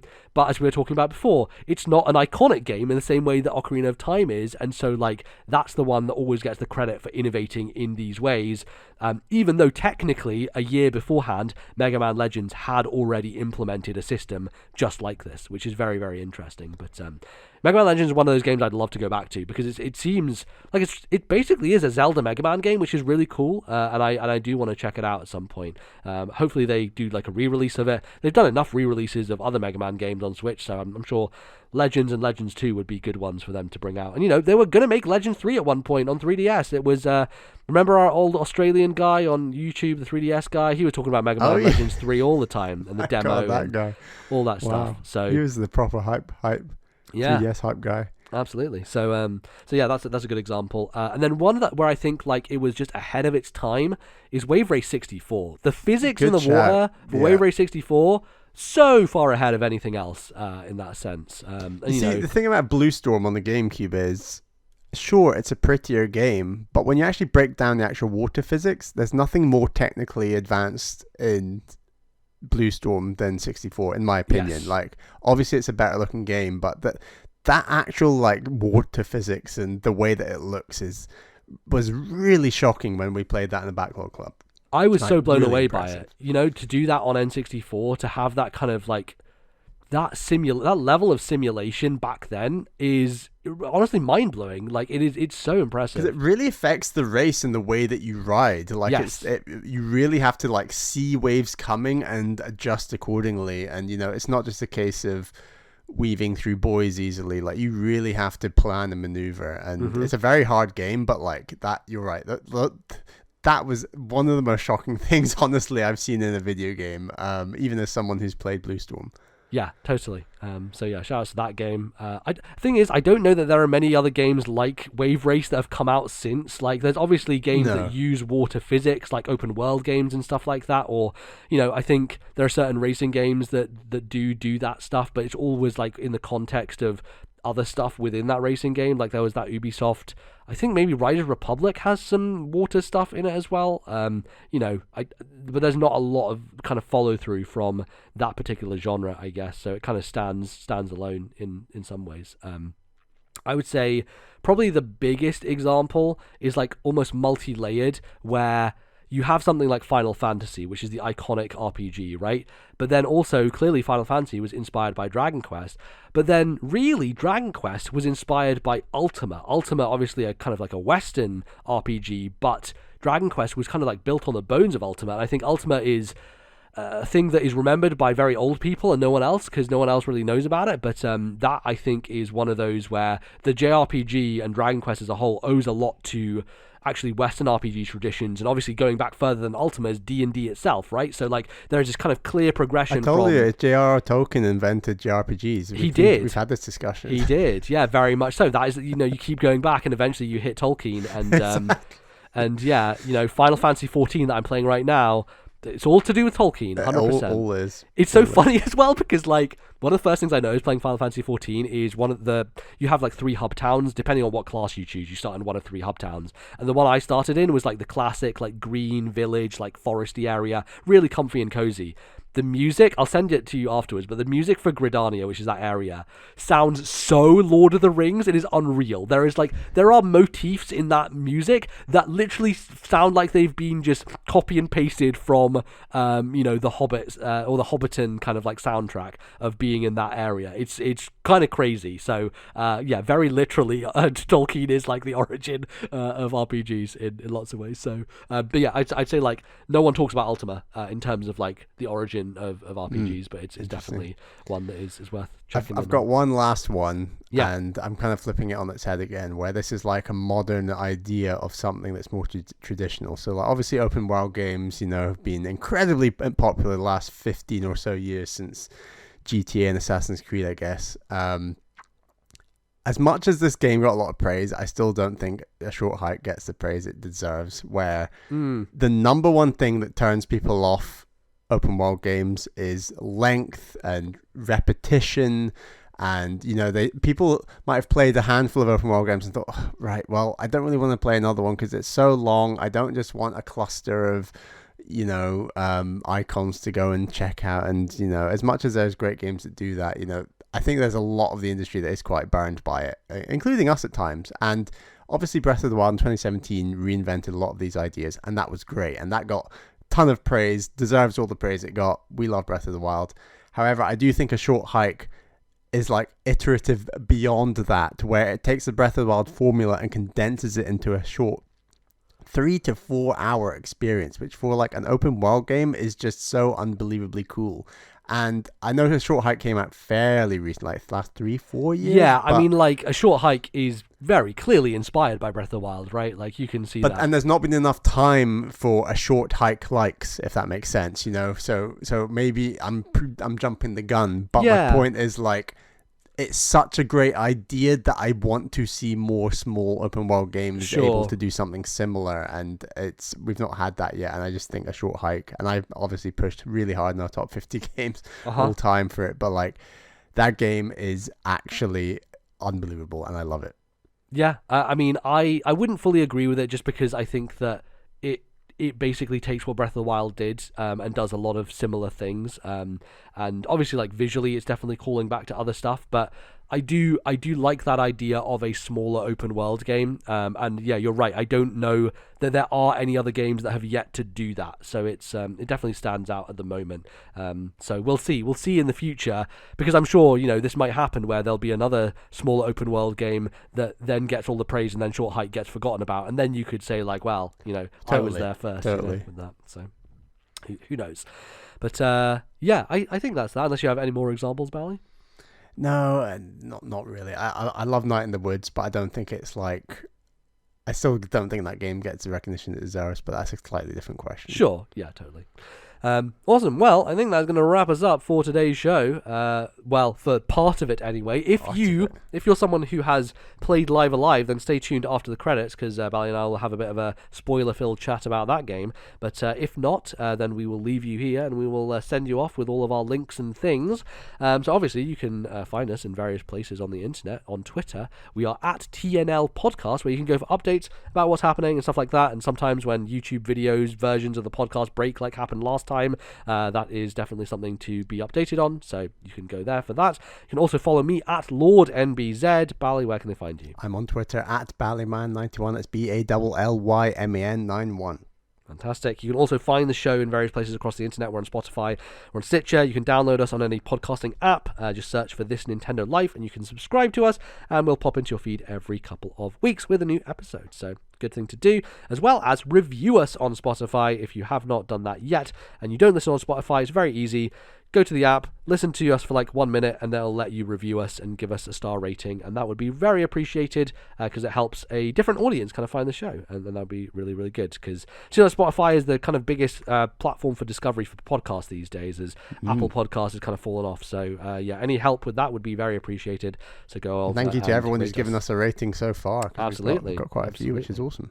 Yeah, you can, of course, obviously, support the show if you so wish to get bonus podcasts where we talk about not Nintendo stuff, as well as like bonus little conversations about things like the Queen dying, which is probably what we're going to talk about this time. And you can support us over at Patreon if you go to patreon.com/ThisNintendoLife, and you can choose a tier there to support us. And we have some people to thank for supporting us, Bally. Yes, we have a new $10 tier patron that we would like to thank. That is Wicked Gamer UK Alan. Thank you for your $10 tier support. And thank you to all of our $10 tier patrons. They are Zach S, Atari Alex, Thomas, Matthew, Albert, and Wicked Gamer UK Alan, as I just mentioned. But thank you to all of our other patrons. It's hugely appreciated, the support you give the show.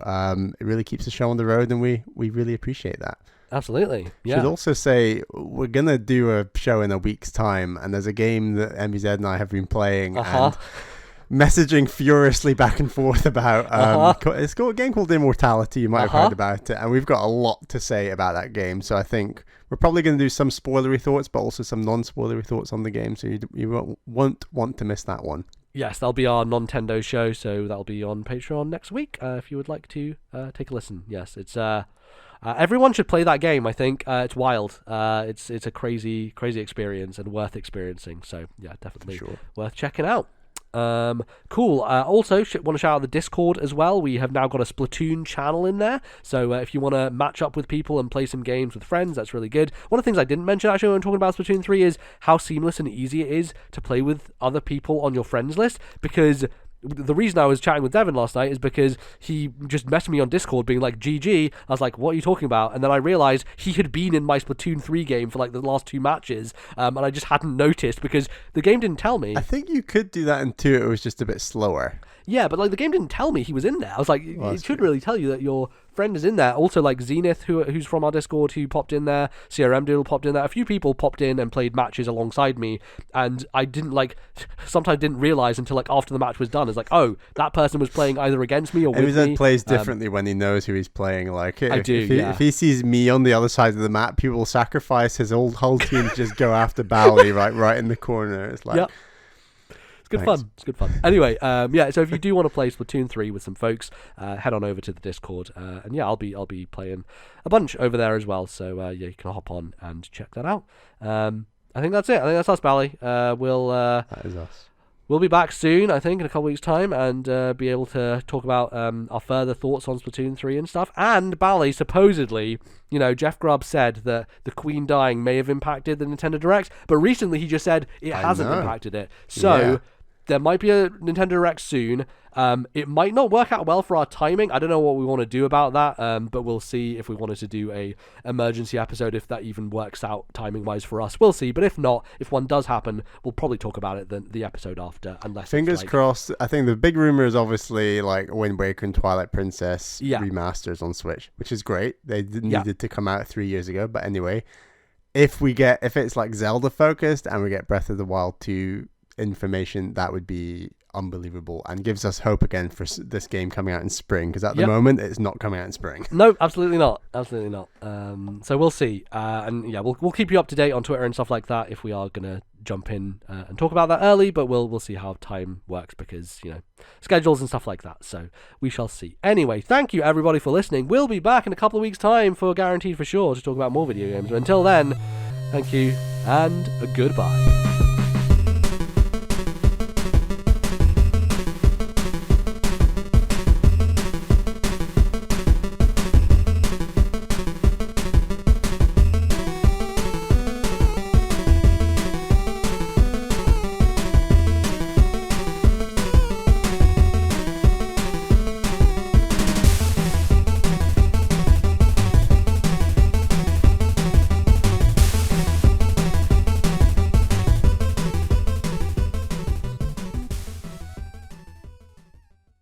The musical interlude used on today's show was Splattack from Splatoon 3, copyright Nintendo 2022.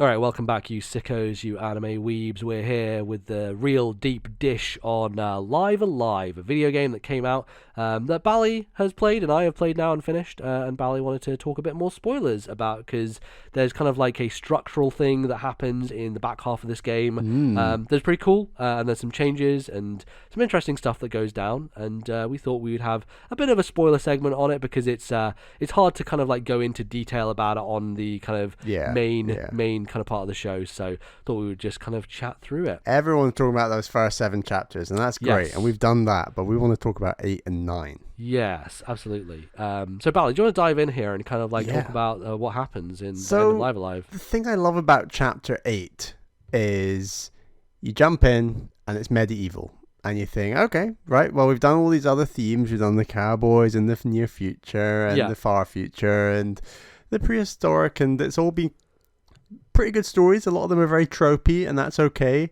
And then you're into this medieval one, and you're straight into the medieval tropes. So like, you're this supposed like kind of knight fellow, and you're fighting to win the hand of the princess, and you do this little mini tournament, and it's all very medieval, very 90s JRPG going on right now, and it's tropey trope.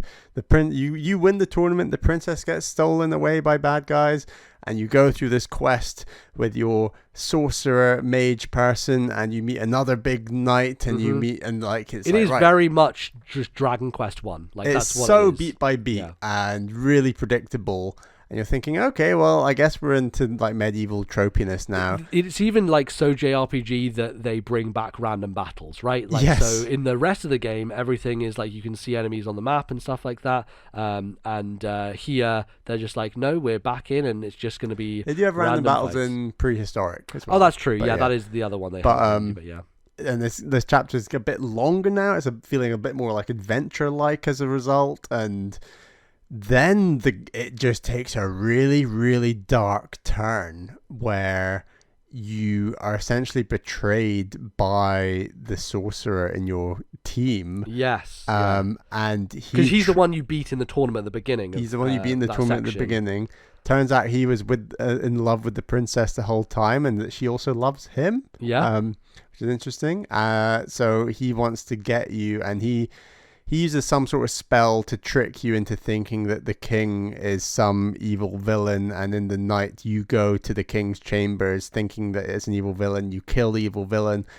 It turns out he actually tricked you into killing the king, and you suddenly become an enemy of the realm, and you're like rejected from the castle, and you have to go out on this, like, you're essentially like running away from knights and things, and your character Orsted is just like, what is going on? And like, it's really cool. And then eventually you come back and fight like you fight like the big bad that's like, well, you fight him, don't you? And it kind of all manipulates back on itself, and turns out that, you know, the princess, then I think, do you kill the mage and then she kills herself?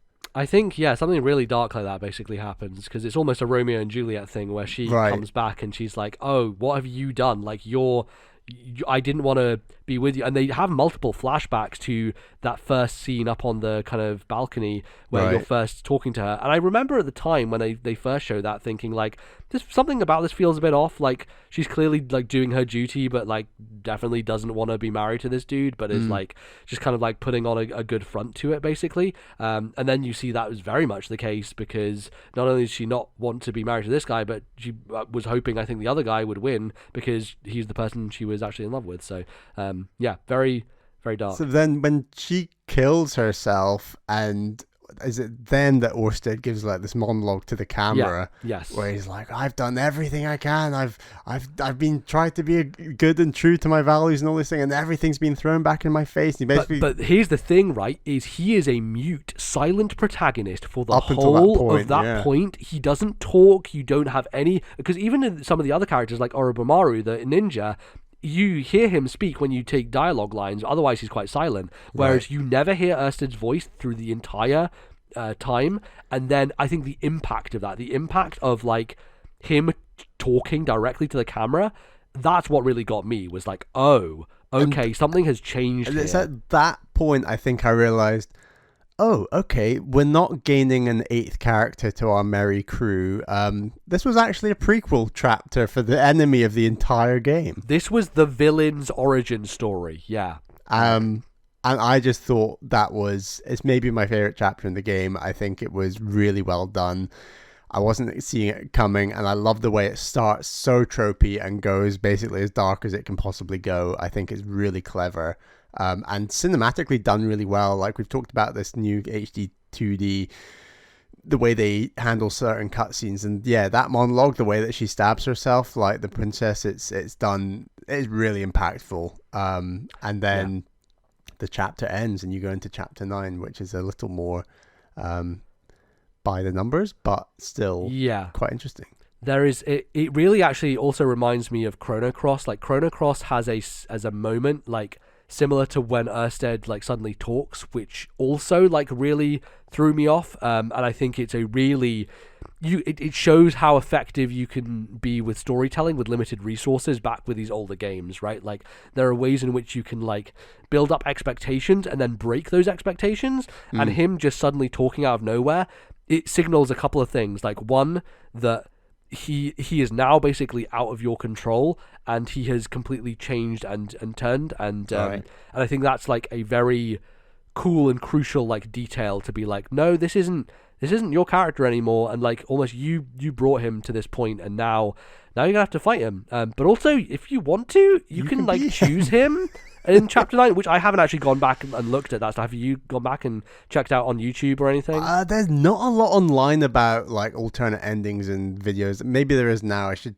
check back, but I believe there's about 4 or 5 endings. So there's like, you play as Orsted, you win. You play as Orsted, you lose. You play as the group, you take on Orsted, or you play as the group, you then reject taking on Orsted, and you fight the 7.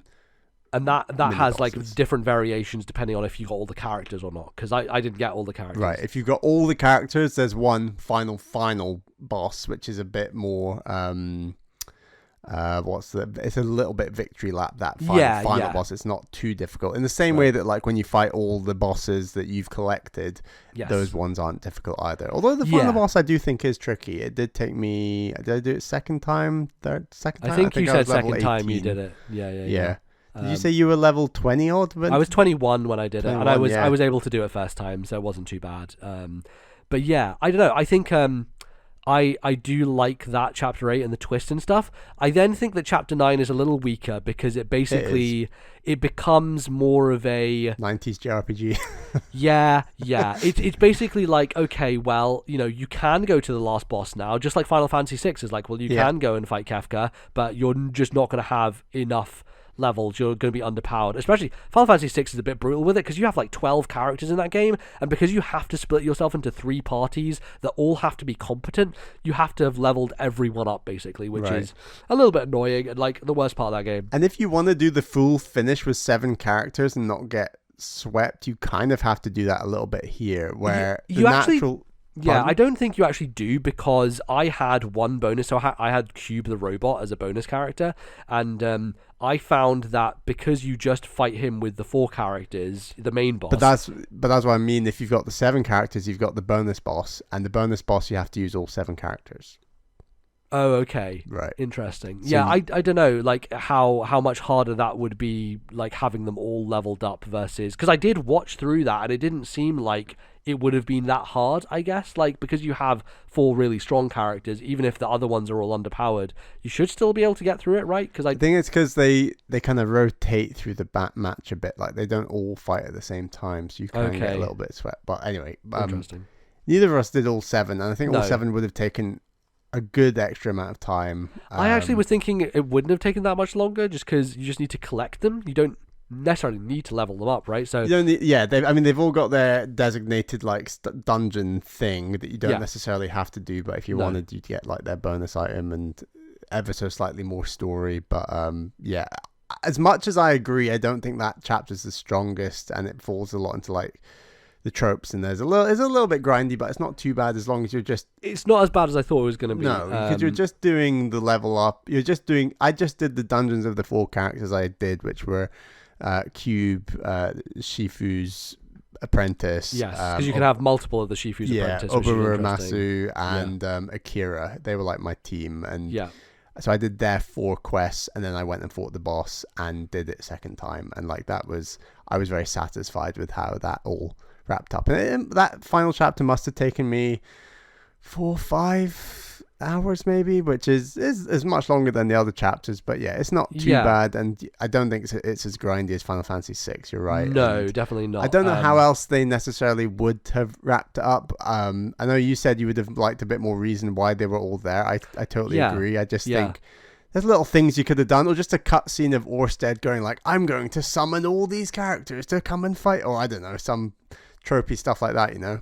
I think it's maybe implied, right? But the demon is called Odio, and you realize every boss of each individual area has an incarnation of Odio. Yeah, or their name is associated with Odio in some way, right? Like Odi Io or whatever is the samurai guy, and like the robot is like O0D10 or whatever, like because it's done with numbers instead.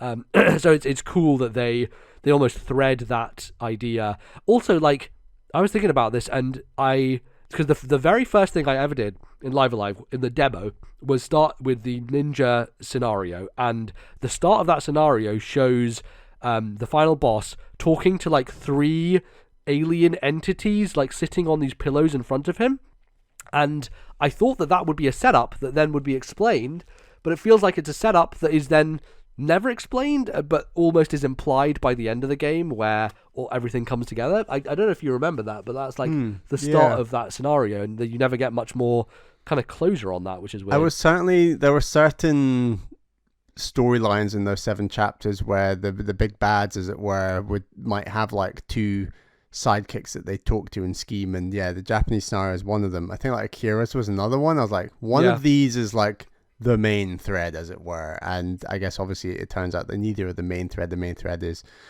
Orsted or Odio, etc.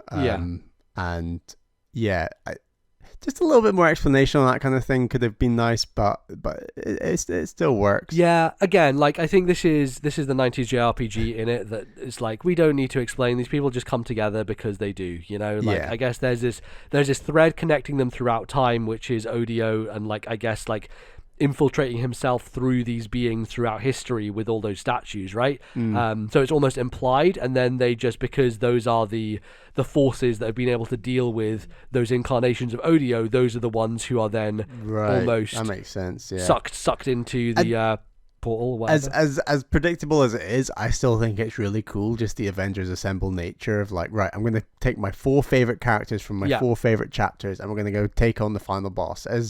simplistic as that is for like a video game, it was still very fun to execute. And totally, like and but it also has the Octopath Traveler problem of like none of them interact in any meaningful way, which is that's also true. Yeah. Maybe Octopath shouldn't have been that inspired by Live Alive in that case, So yeah, it's neat, and I also think that, I don't know, maybe because you've already explored the medieval era relatively thoroughly within Chapter 8, I was a little disappointed personally that there wasn't a new area that you went to, because my expectation was, okay, we do this chapter and then we're going to have like a whole new area that's like a bit more open, big space that we all explore together, but it ends up everyone just goes back to that Chapter 8 location, which is the biggest one in the game, but also like I'd already explored it, so it felt like, I mean, there's certainly new dungeons and loads of new the dungeons are new, right? But like the outside explorable space is all the same, so it just feels like you're kind of retreading it a bit too much. Which sure, and also I will say that like I was a little worried because some of the battles you get into are just like annoying in terms of taking out all the enemies. They could take a bit of time, but there are certain moves that you get near the end, especially if you have certain characters like the Shifu, who has a move that basically is just like, hey, here's just fucking bunch of dragons, turn one, I can just do it every turn one, and it basically clears the entire screen. I was like, well, great, that's good. Where I think the final boss is a little bit clever in that you can't use those moves without the final boss retaliating brutally, where they force you to focus on aspects of the boss, which I think is nice.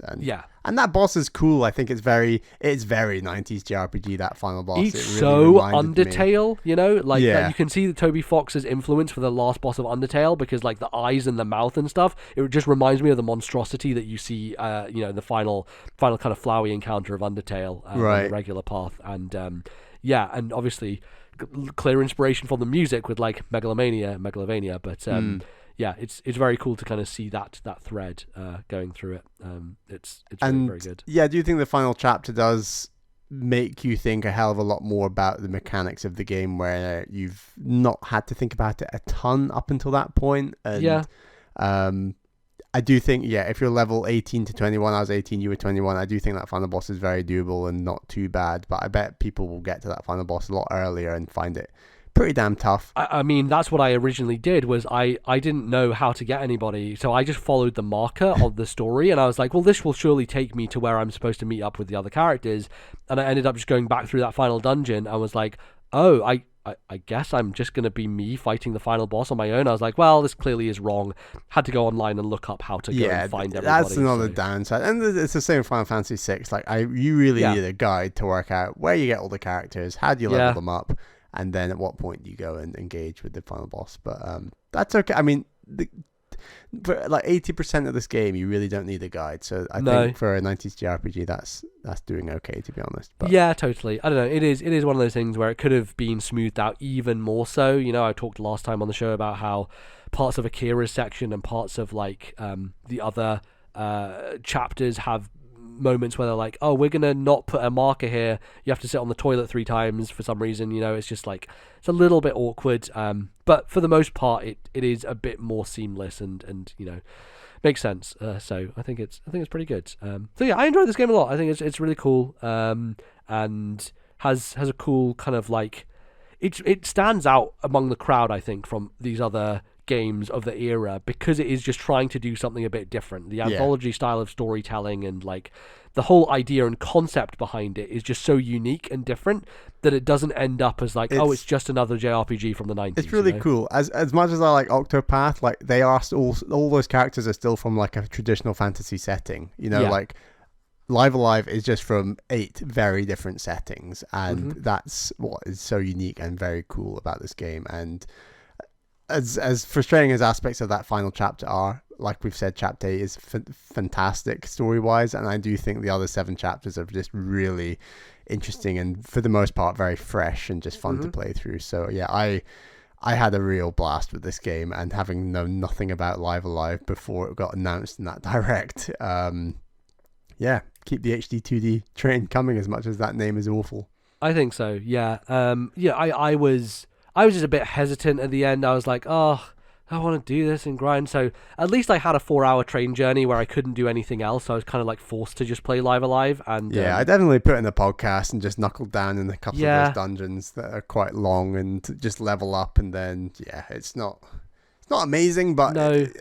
Equally, I'm not sure how else they could have wrapped it up suitably, but I don't know. I don't know. I think maybe just like the level balancing before you get to that final chapter would have been nice, because like I used Takaru, the Street Fighter dude, and he came into my final chapter at level 3 where everyone else was level 10. So it was like, all right, well, I guess, if I want to use him, I'm going to have to level him up. And then I got to Cube and I was like, well, he's a lower level now as well. I don't want to switch him out. But then you told me afterwards that Cube doesn't actually level up, which is weird. And he has this other robot part thing that you do with him. So I don't know. I think, it has the Octopath problem of if they're not in your party, they're not going to gain experience. And so you kind of have to commit to 4 characters, which is why I was like, oh, all right, I'll commit to the Street Fighter dude. And, it worked out in the end. I was able to beat the boss with no problem. So it was fine.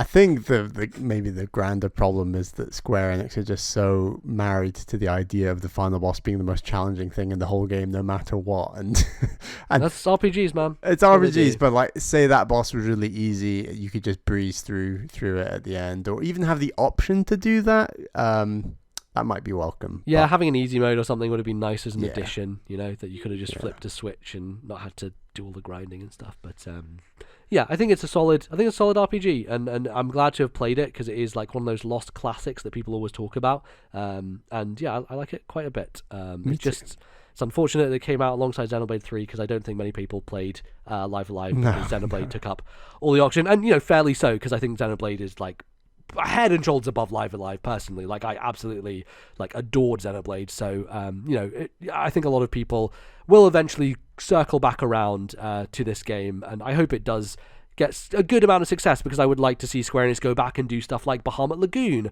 or these other RPGs that never got localized or translated, because there are actually quite a few of them, and a few of them I actually have on my Ambinic. I've downloaded fan translation patches to try and play through them myself. What was the one where we were going to play? Secret of Mana? Secret of Mana came out in the West at least, but that's not Square, is it?